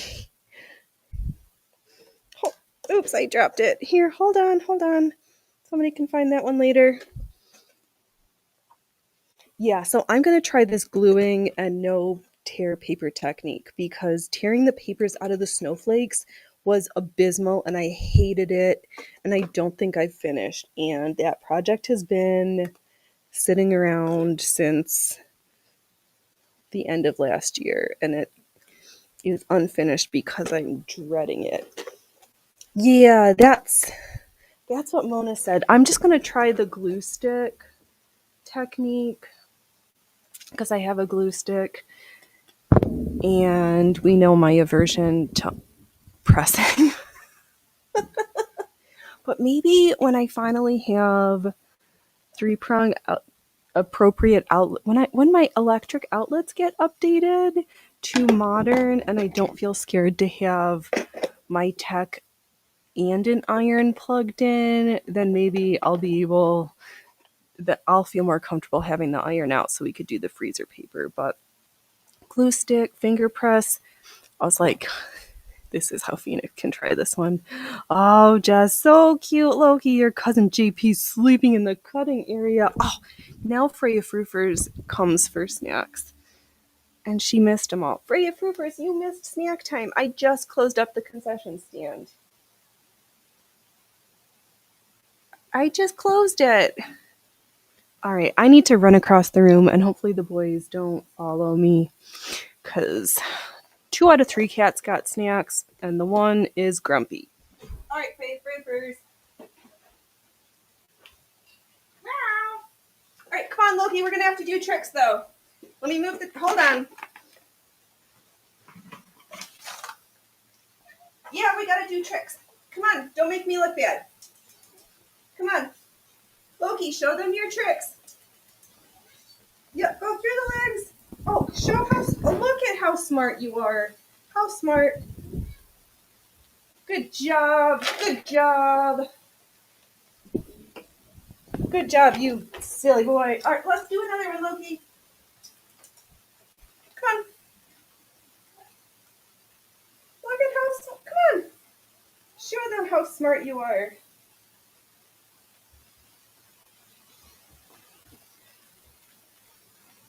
The handsome, the most talented, the Loki. All right. Now you've had snacks in triplicate.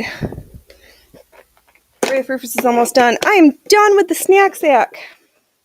Concession stand is now closed. I'm gonna wipe my fingers yet again. Ugh. Oh man, what are you doing, Trouble? Trouble here, trouble there. Loki, doesn't it look like we have no head?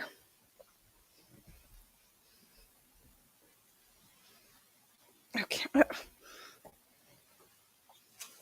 right. So what?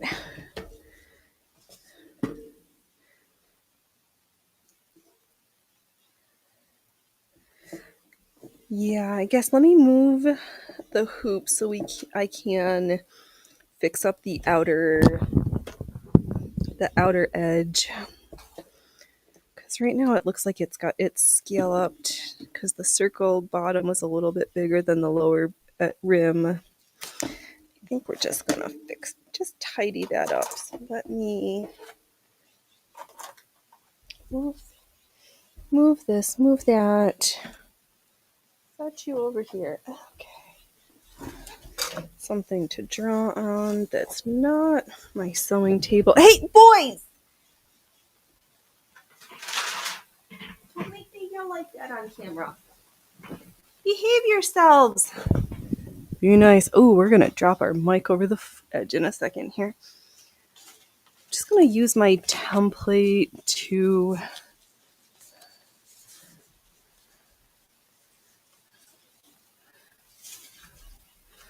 or screw it. I'm just gonna start from the inside of this one edge, extend it a little bit, and then I feel like I should draw it to be nice, but if I do this and no, this is fine. Do I have a drawing tool that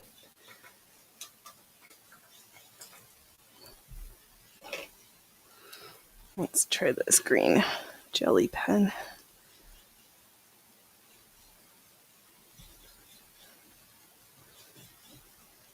And I'm not drawing on the tool, I'm just drawing on the water soluble stabilizer because it's all gonna disappear. And I can't get anything. Nothing I've tried shows up. What is there snacks underneath there? Did I drop snacks underneath the treadle? Because Loki was trying to sit on my foot with his paw stuffed underneath the treadle. That could have been very bad. Here's a marking pen that I know works.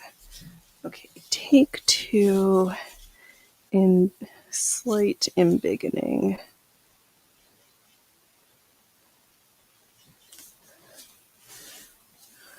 And I'm just trying to find the bottoms of the circles, and I'm just gently walk my way around. The circle's a little too big. Oops.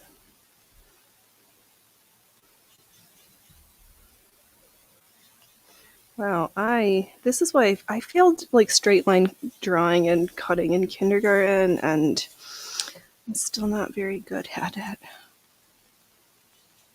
Actually, I guess this is technically circle line drawing. You know what I mean?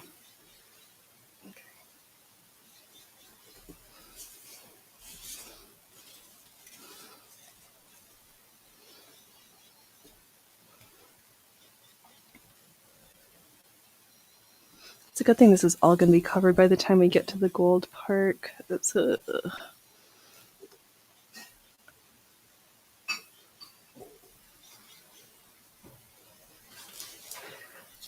Yeah, we just embiggened it by a little over a centimeter. Also helps that I have it affixed to the tool because the necklace template almost maxed out the size of the water-soluble stabilizer we've got, so that would have been fun.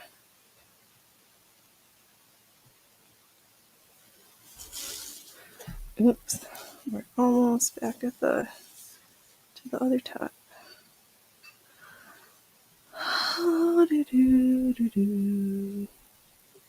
I made pear butter this week.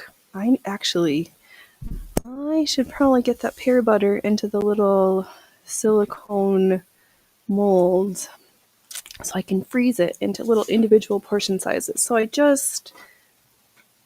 oh, they can't see, Phoenix. You know how to do this better.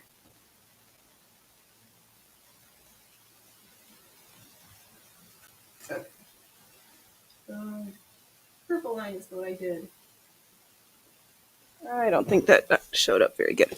What I'm going to do now, re-hoop it, and I'll start from one of the inside sections because that part is all contiguous. This will probably involve a little bit of hoop shifting around to get the entire outer perimeter stitched, but that's okay. I'm going to move the paper out of the way. Yeah, I don't know what it is about these like tiny little these tiny little motifs, but I thought for little doodads and because one of the other things, hey Mike, can you just, there we go.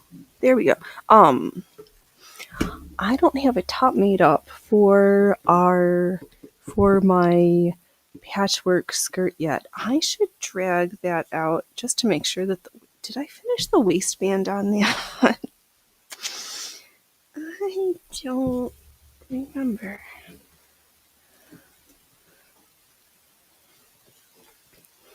Okay, so I'm just going to start at the top, set the hoop in there, try not to rip anything.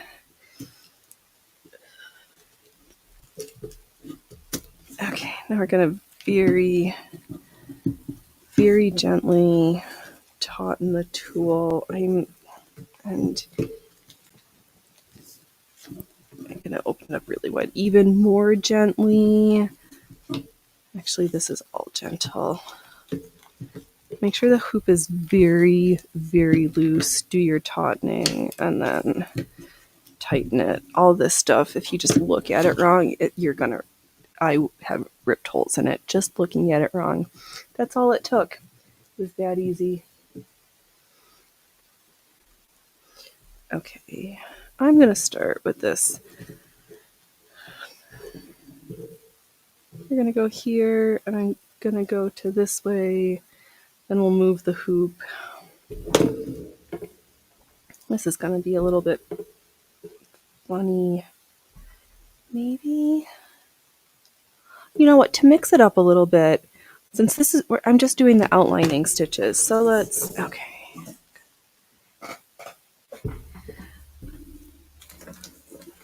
I'm still going to start here. I'm going to outline around the pink, and then we'll go around the circle. Okay, now we've got our plan. Ooh, we are almost done with this bobbin. Super awesome. Oh, where's Loki? Hey, Floor Cat. Yeah. They are so hot. I guess it is hot. It's 98.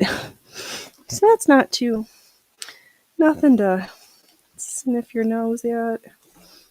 Okay. Oh, it's a good thing I checked. I managed to unthread the needle. So let's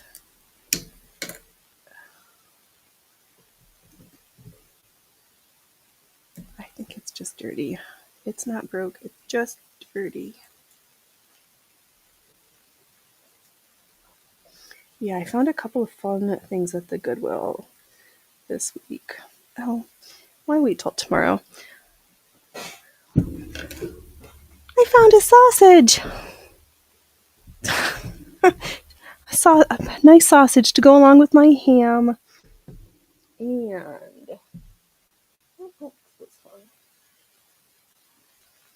and the other stuff is hiding. But, yep. I'm super excited because I keep my eyes open for pressing tools because as much as we hear Phoenix grumping and complaining about them, I do understand its importance. And when necessary, I do try to do it well. I just try to minimize how much I have to do it. Oops.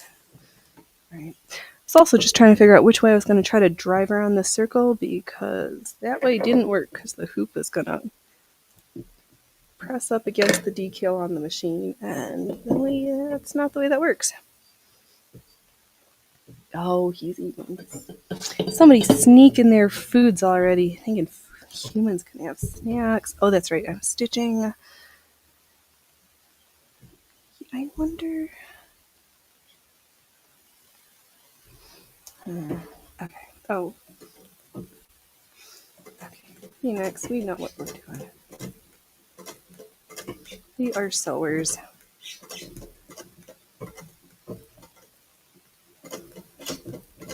And this first pass of stitches doesn't need to look perfect because it's going to get covered over. This is just in case something happens to our water-soluble stabilizer, i.e. we accidentally sweat it and melt it. Our sweaty palms accidentally melt it. Nope, that's the only way we're going to drive around that circle. Okay.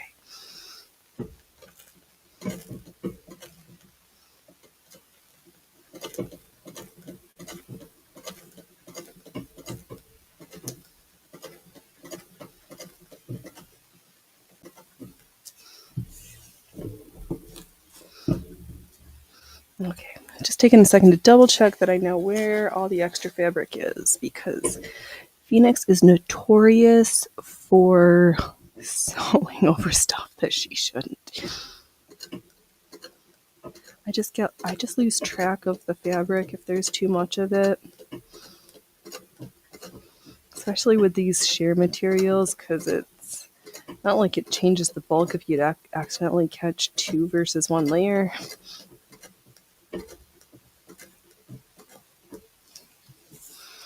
And I'm going to go just on the inside a little bit more because I know that space is going to get taken up a little bit with the next row of stitches and when I do the padding stitch for the little circle frame sections. Because we'll do a lot of the machine embroidery work as the filler things. The little circles are going to be filled with crochet motifs. Though I was also considering, actually no, I'm pretty sure I'm going to do every other. So the center one will be the frame where I have the metal leaf crochet pieces and then so we'll do a crochet section and then a embroidered stitch motif and then a repeat of a crochet. So whatever number that is, that's not many because there's however many I drew. It doesn't matter right now. I'm just carrying the thread and then I'll trim it once I get a few stitches done.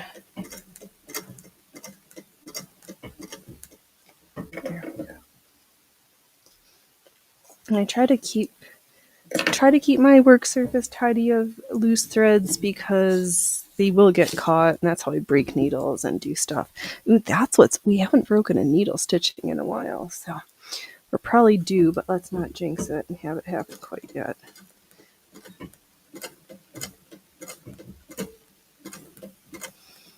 So I'm going to get a little bit further And we'll see if we can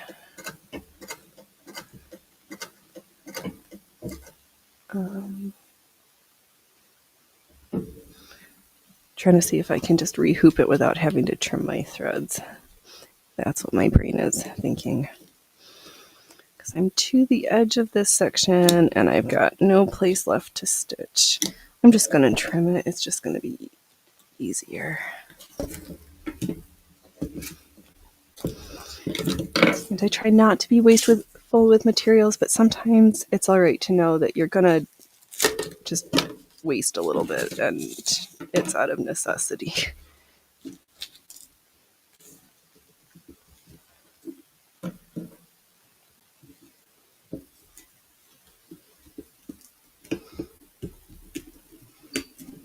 Oops. Okay, so there's the section where I left off.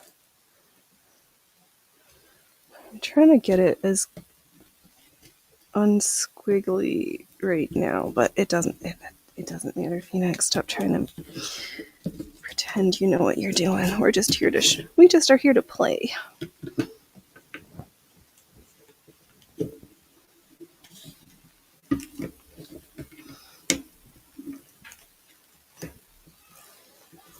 Okay, there we go.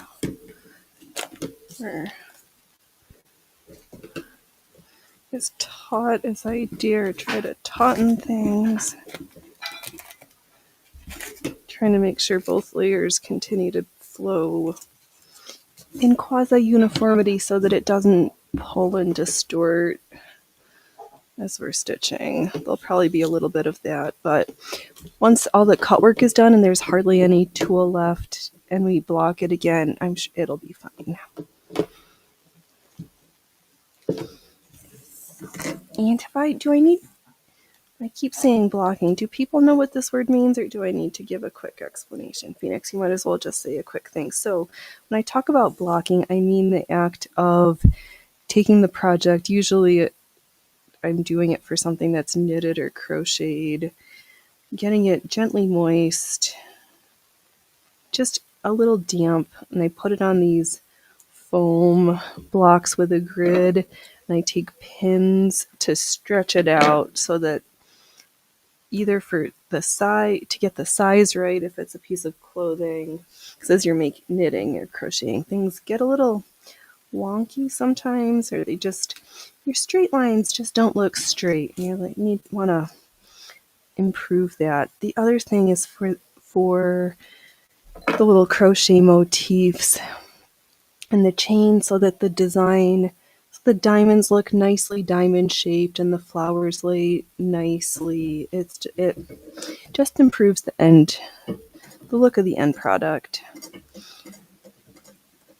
So you damp it, pin it, stretch it, and just leave it to dry. I usually leave it overnight. And then when you take the pins out, things are all nicely shaped. I'm going to try to not trim my threads going forward on this outer ring because it's kind of annoying.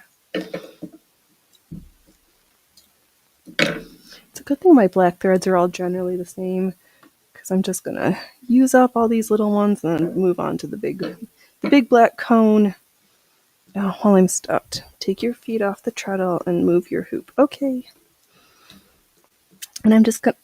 Oh, Phoenix, McPhoenix. Okay. I was supposed to also go around the circle, so I'm going to drive to the next circle, stitch that, and then carry on. It's okay.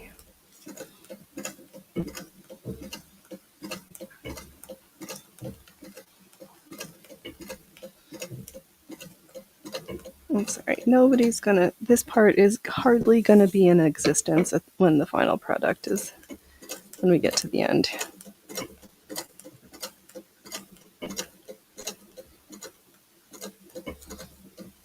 Again, I'm not stitching right along the very edge, because I need room for the next sets of stitches.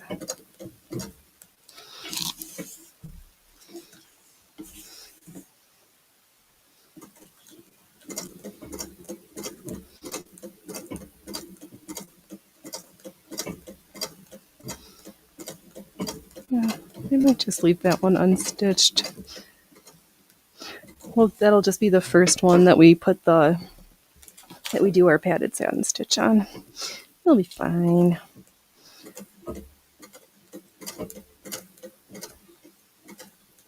All right, now I'm gonna move the hoop. I'm gonna make it very loose because I'm always a little bit anxious that I'm going to put my finger through this material.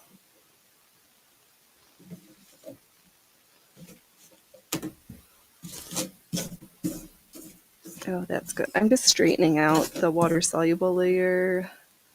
There we go. Oh, let me not have my needle engaged because increases likelihood of A, breaking needle, and B, tearing project. And we're not here for either of those.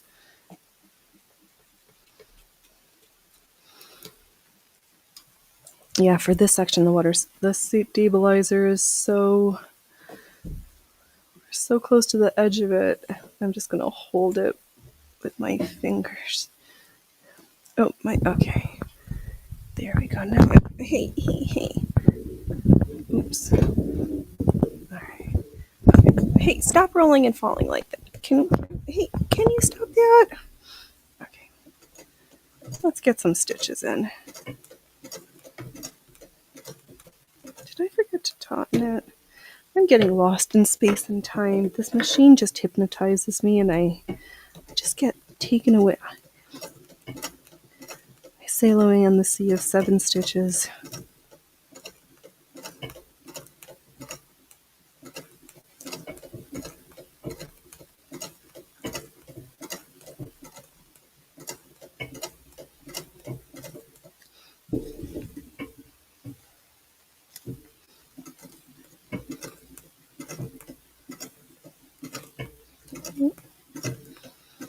You know, and even though this is a circle, I am trying to find little sections of straight lines to stitch. I'm sure I'm just gonna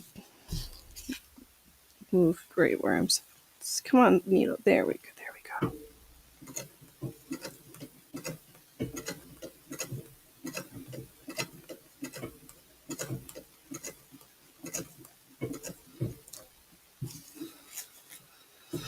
Yeah, because once the circles are done, then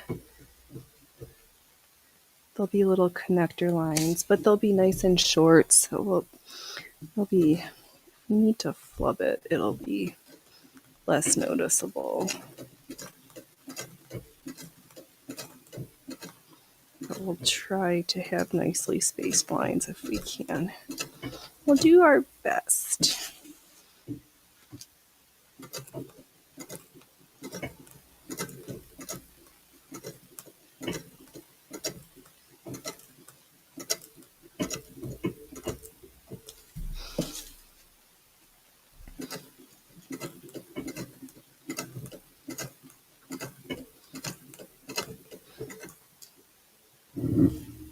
No. Okay, there we go. Slowly but surely we stitch our way around. And I do see when I'm stitching like horizontal, they don't come out as nice, and it would be better practice if I always stitched parallel to the feed dogs through that little channel. But these stitches are all going to be covered over, and no one's going to see them except for us right now. And I'm not fussed about it.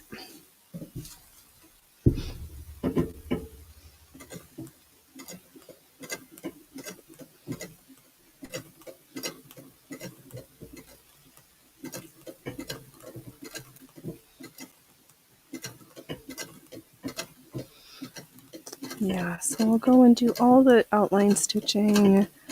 We'll do a single layer of the satin stitch. Because then when I go to do the second layer, I can draw more contiguous circles, stitches. It'll be fine. All right, readjust where our pieces are again. Oh, lift up the needle, Phoenix.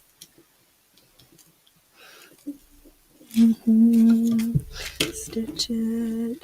Put the petal down.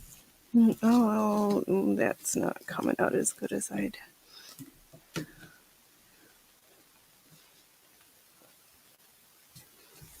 Okay,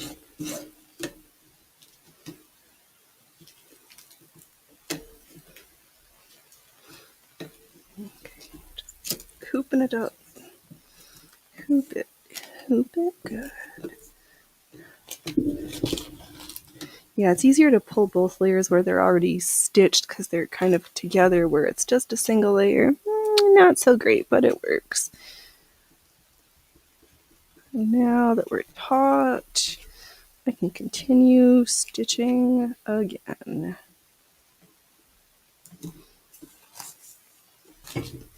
We'll just drive into this little blue circle.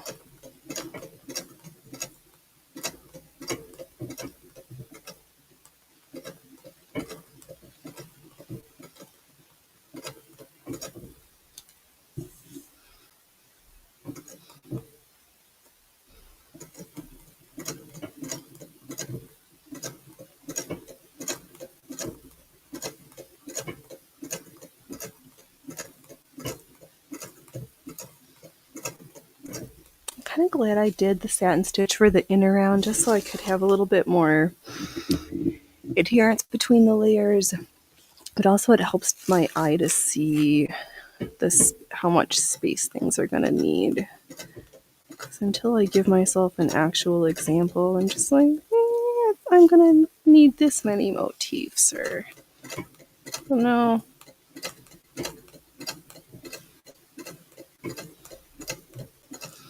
I think for the red, for the diamond section, I have maybe 35 rings crocheted, and I'm gonna, what did I say? 150 divided by 2 is 75. So I'm getting closer to halfway done, and then I have to do the black rings for the flower section. Then I need to put them all together.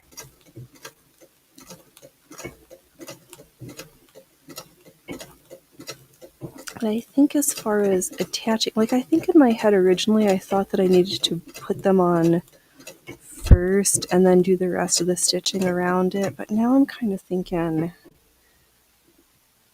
yeah, in some way that is kind of what I'm going to do. I don't know. It doesn't matter. I'm not there yet. I don't need to know. That is very stress relieving. That I know this is what I need to do for this section of it, and I can, when I get to the next section, I'll figure out what I need to do for that section.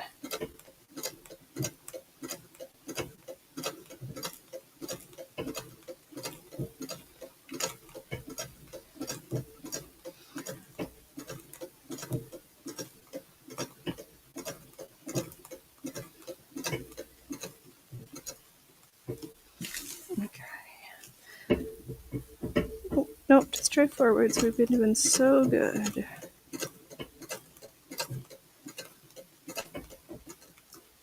Alright.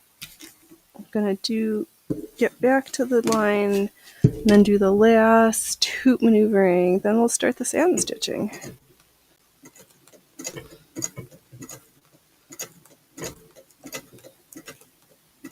Which I think I'm gonna do the inner rings first, and then the lower edge of the necklace border. Because I want the lower section to be done with one continuous filler cord and not do a section cut, because I don't think that would look as nice, and so I'm not going to do it that way. All right, last. No.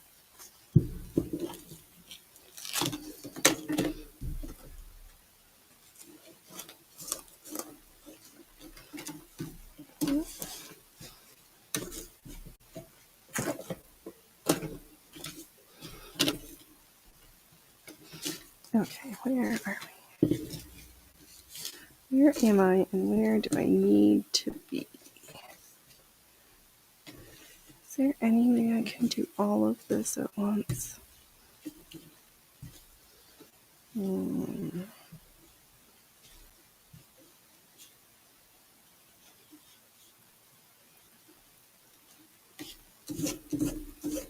Okay. Just fluffing up that top layer again. For some reason, I like to start stuffing the hoop in right where the twisty part is. I don't know. Oh, this is not loose enough. All right, next. There we go.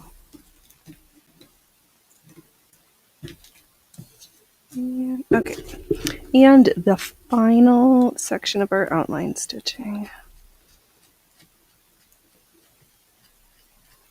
So we'll get this done, and then I'll unhoop it, and we'll see where we're at.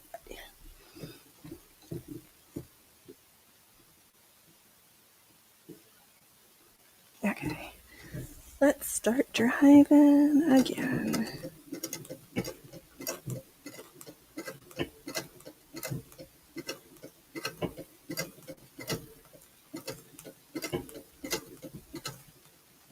Yeah, I'm glad I'm doing the outlining stitch first, just in case something melts or is funny with this water-soluble stabilizer. The stitches won't disappear on me. They won't melt away under my sweaty palms.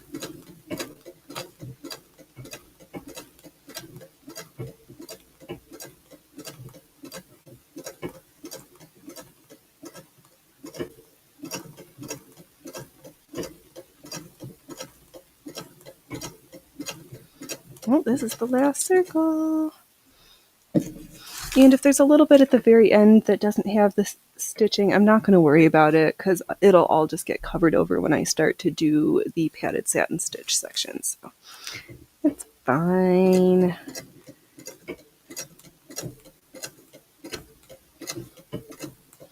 By the time this is all said and done, there's going to be so many layers of craziness that it's going to be hard to tell, like, any one little flubbers. So the goal is to have as little flubbing as possible, but it's easier to just start from the beginning knowing you're going to F up. Something is going to get fluffed up, and you're either going to stress and unpick it, or you're just going to be like, nobody's going to notice. It's fine. It doesn't matter. I don't care that that little flub up was there. If somebody's looking that closely, they either really want to help me or they're an arsehole, and I don't care. So, that's my thoughts on that topic.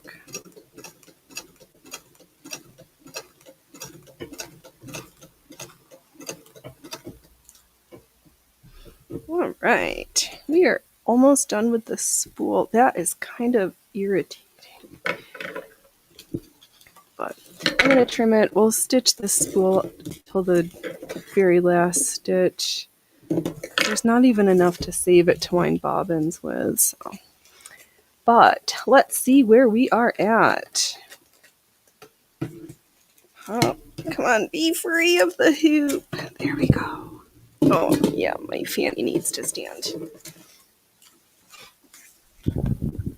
Okay, there we go. Here we are. So here's where the necklace clasp is. This is where the necklace clasp is going to be. And then we've got our little eggs. Oh, there's the one I haven't stitched yet.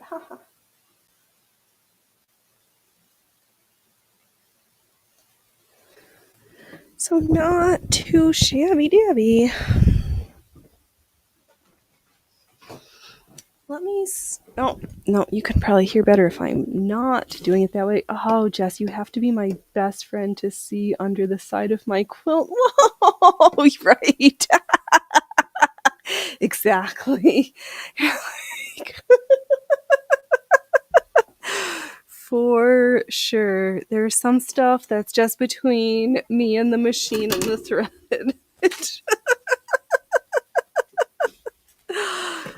So true. Yeah, I have to really like you. But then I guess I must really all like you because I show up and fluff off at least once weekly. Something is goes akimbo, but it's partly why I do this so that I can fail live on the internet so that other people don't have to be stressed out about showing all their faux pas. Because sewing isn't always those isn't is very much not like all of the beautiful curated sewing videos. There's all the trash, the disasters, the unpicking, the crying, the needle breaking that they probably have footage of and they just don't show you. But I show up and show you all the little disasters that happen because it's fun, right, Mona? It's so funny. So true, but so funny. If you want to see where all the mistakes are, you gotta play real nice. All right, this is. I just have. You know what? I've only got that much thread left on this. I'll save this for a little bit of hand stitching or something. It's just I'm gonna get annoyed. So we'll switch to this one. We'll see how far this one takes us.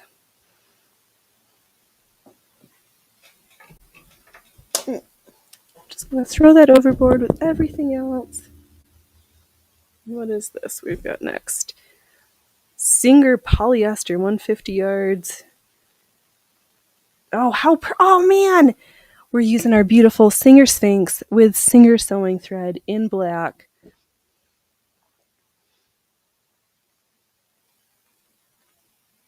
Is this thread never?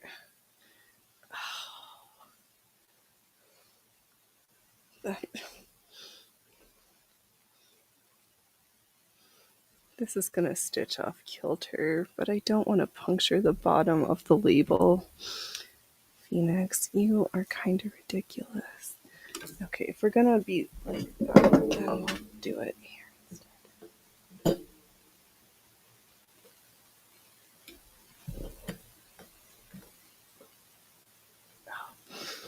Sorry, just having thread inked, which is completely silly.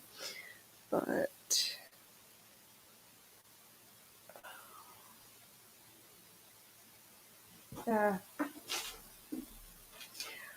screw it. Let's just go to the giant cone and we'll leave that little cone of Singer.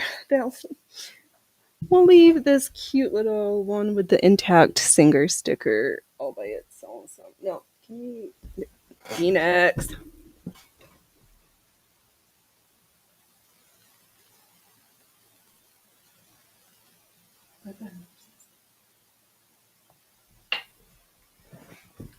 We'll just set that aside and use the giant cone that isn't going to run out anytime soon because we got a lot of stitching. A lot. Is this still working? Can I? Oh, I don't have any cute emotes. Oh, Twitch. Just want to. Is Rumble Chat just not working now? What is going on?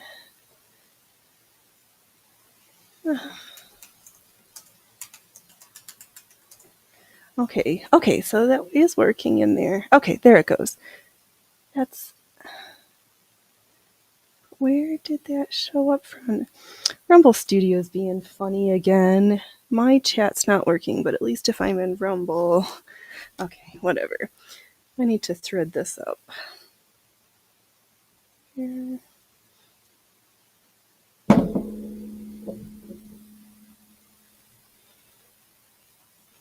Oh yeah, Rumble chat on my end is pooped the bed in studio. Alright, well, good to know.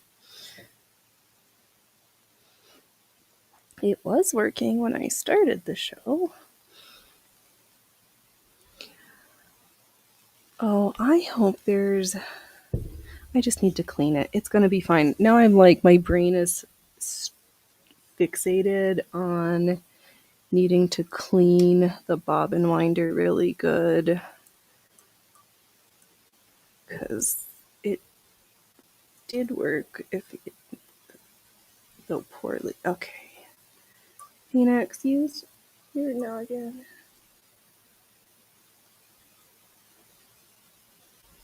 Beautiful. Stitched and stitched. I did say I was not going to bother with the outline for that circle. I changed my mind. I am going to outline it.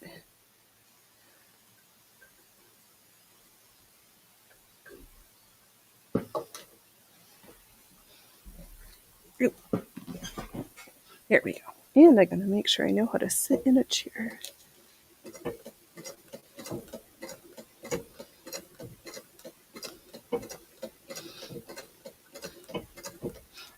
I'm sure aesthetically at the end it's not going to make a difference, but in the name of my brain needing a little uniformity, very important. Hey, you've been causing me a lot of rollovers, dude.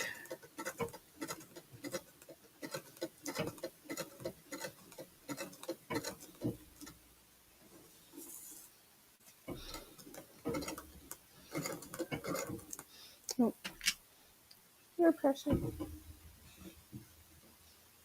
little more attention, please. Nope.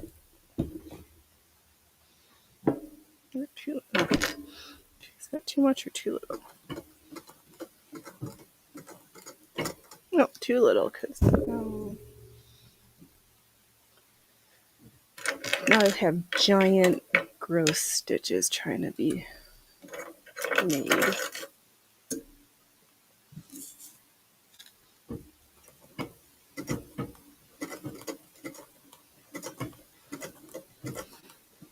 Okay, so I'm going to do my first tracing layer of stitches.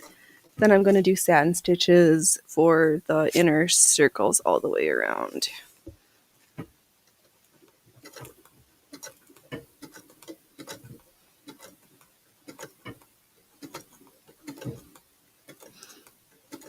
Because it looks like I can hoop at least 2 at a time, so then I can just planning how I can get the work done.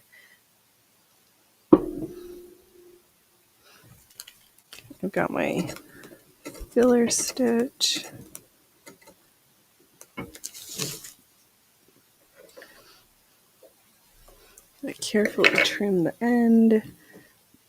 Get my little extra fingers so I don't trim through my fingers. I'm going to practice how we read from the Singer embroidery book. To use the left index finger is going to be my little guide, not only as for my presser tension, as my presser foot, but also to direct where the filler thread is going. And I'm going to go stitch just inside the circle.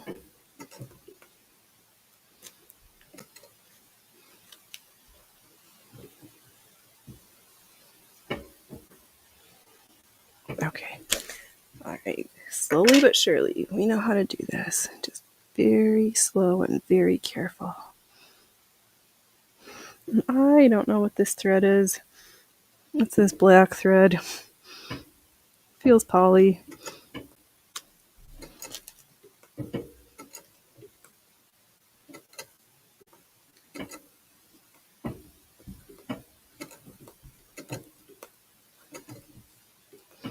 Oops. It's a good thing I started with the circles at the back because yikes. Yikes, sometimes. I'm gonna do that.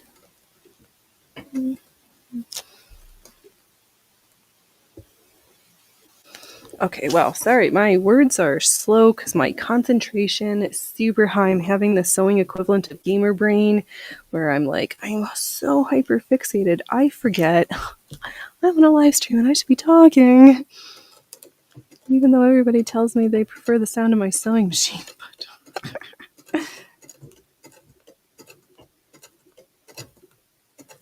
Here I go, jammering over it.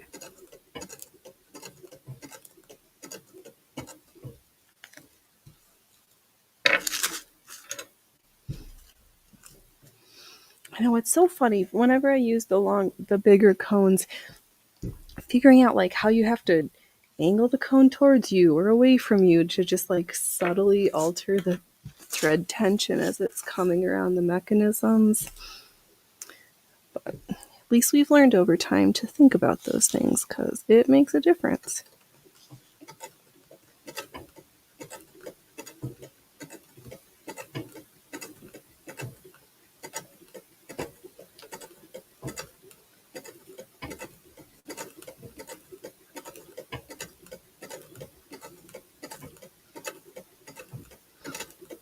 Okay. Yeah, I think maybe for the foundation layers we'll do 2 times around. I think for the inner rings we might just do 1 so that it looks a little bit more delicate. Yeah. That's what I'm gonna stitch.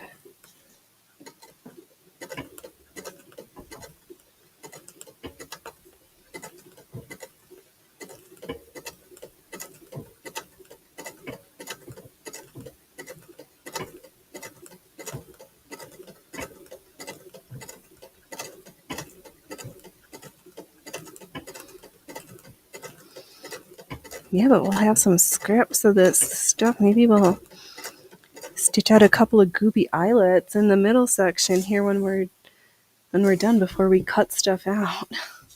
Because why not maximize every inch of the water-soluble stabilizer? Because if it gets wet, then it goes away. But we know we can already get the whole thing hooped up, so why not make some more goopy eyelets? Because who doesn't want to be the first on their block to have their very own set of goopy eyelets? Call 1-800-GOOPY eyelets for the product that does not exist, will not be shipped, and yeah. But you will be the envy of all of your neighbors with your very own set of goopy eyelets.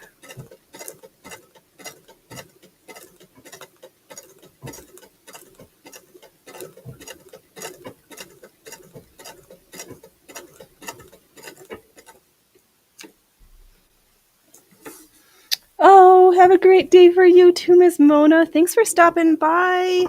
Thanks for giving me that giggle, and I'm super excited that for your iPad, the case, and maybe then you'll go and make an EYE pad to go with your iPad. Enjoy the rest of your day. Oh, I hope it goes swimmingly. I have a knot in my filler cord that needs to be managed post haste. Am I just making this worse? What is happening? You know what? No. There is a knot. I'm not going to deal with it quite yet. I'm going to finish this circle, and then I'm going to trim in between each circles. So I'll just deal with it when I have an entire free end rather than when I have 2 free sections and not just 1.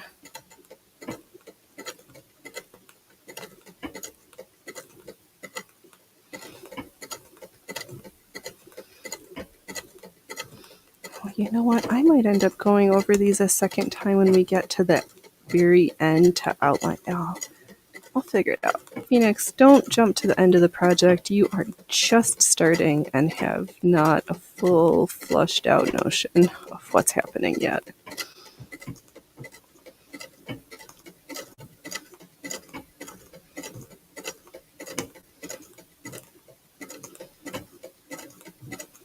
It's getting hot out. Holy moly's.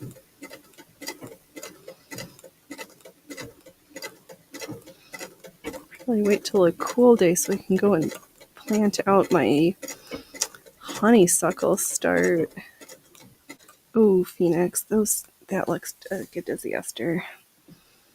Alright, now I can trim that before I start sewing again. Somehow let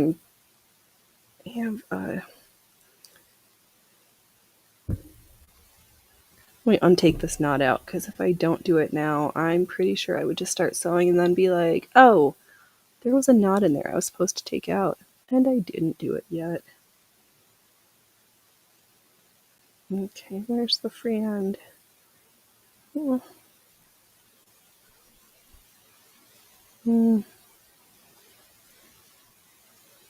Wow, this is just going from bad to worse. I thought that I would have less of an issue. I know what it is. It's that lunch brain starting to kick in.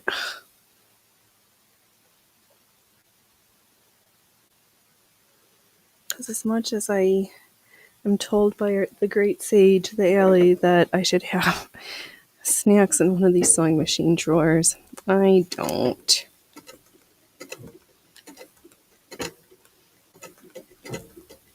I don't even have a sleeve of Violet candies nearby, but that's okay. Alright. I am back to the beginning for this first ring, and I'm just going to travel the main stitching thread over.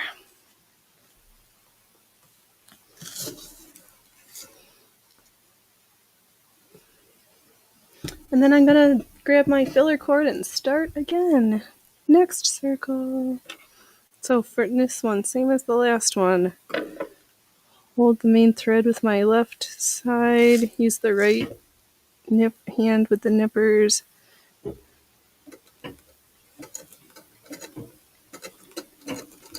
And once we're started, just stitch away. Stitch away, stitch away, stitch away.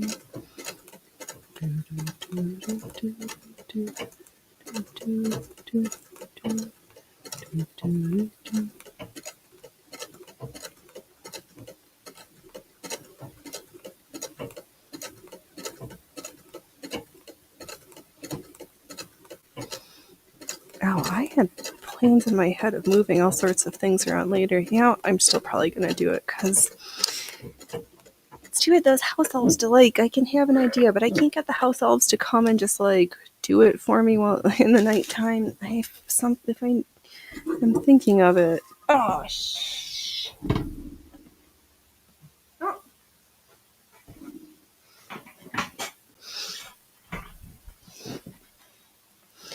Never mind.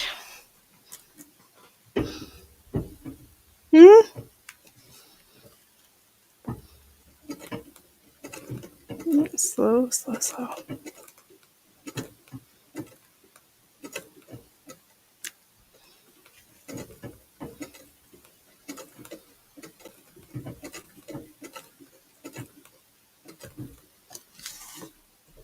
Ooh, I keep getting all cockamamie notch here. But I think we're probably just going to make another 20-ish minutes work to get to the top of the hour. And Phoenix might take me to snacky. And I refuse to eat on camera. And to have camera faceless, but to sit and have food noises, I don't like that either. So.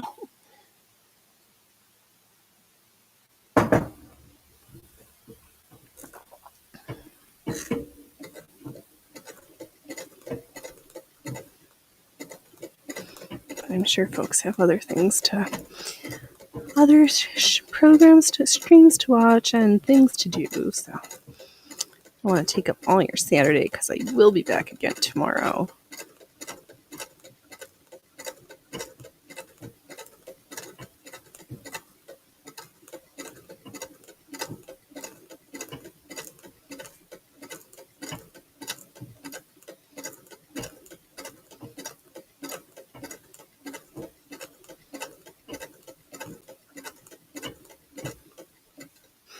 Yeah, because I won't be able to really do the filler section. I can do some.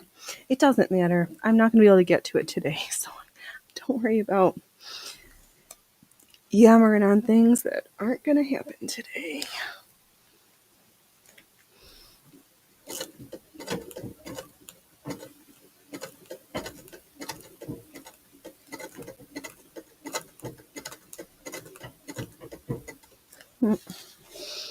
Oh yeah, I can tell I'm stopping. I'm stopping to pay attention and good.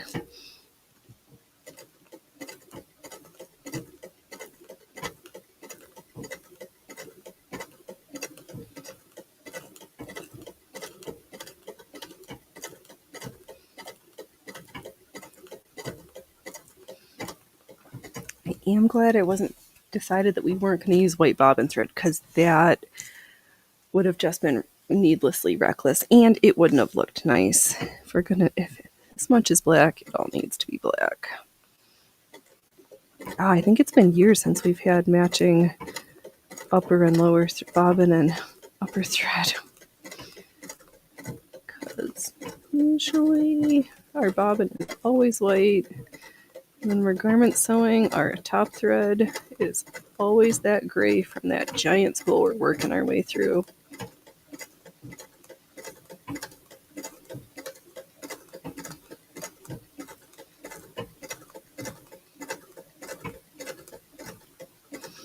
I think that was like a 10,000, 12,000 yard spool that we're working on.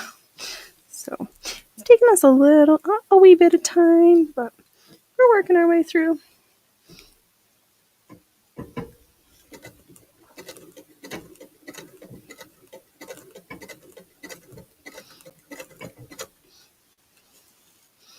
Oh, I am supposed to be stitching. Oh, scheiß and bloopers.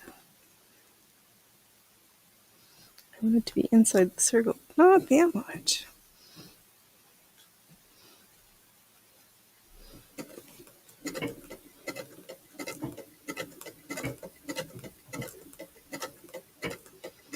Yeah, I'm.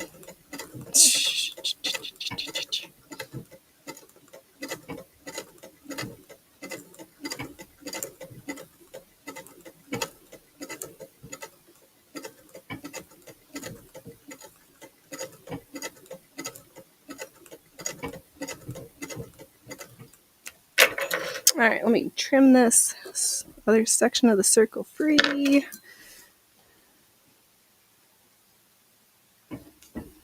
Catch all my ends so we can try to tack everything down. All right, let's see what these two circles look like. What are these circles like? I don't know. Circles?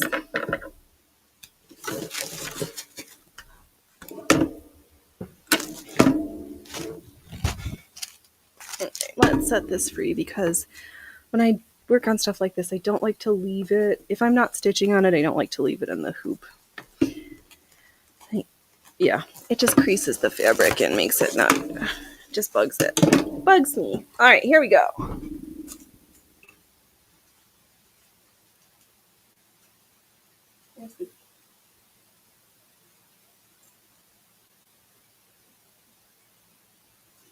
Yeah, so you can really get a sense the difference between the satin stitch circles and the unstitched circles. But yeah, oh my god, everybody's been great. Thanks so much for stopping by. I've had fun. I hope you have had fun. I am getting to the I'm not paying attention, which means I should probably stop while I'm ahead and make sure I'm prepped. I gotta shop my stash for tomorrow, so I gotta have a little private time so we can get some goodies for then. But all right, Phoenix, we don't have long prolonged goodbyes. I'm gonna say, don't wait till tomorrow to be fabulous today. Don't laugh at others unless you've laughed at yourself. And I will be back tomorrow at 12 p.m. for another sewing misadventure. So everybody be great. So SEW, have a fun time. All right, bye.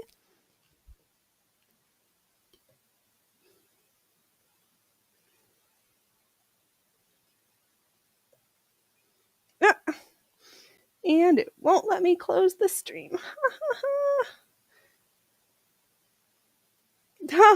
Oh, that's funny.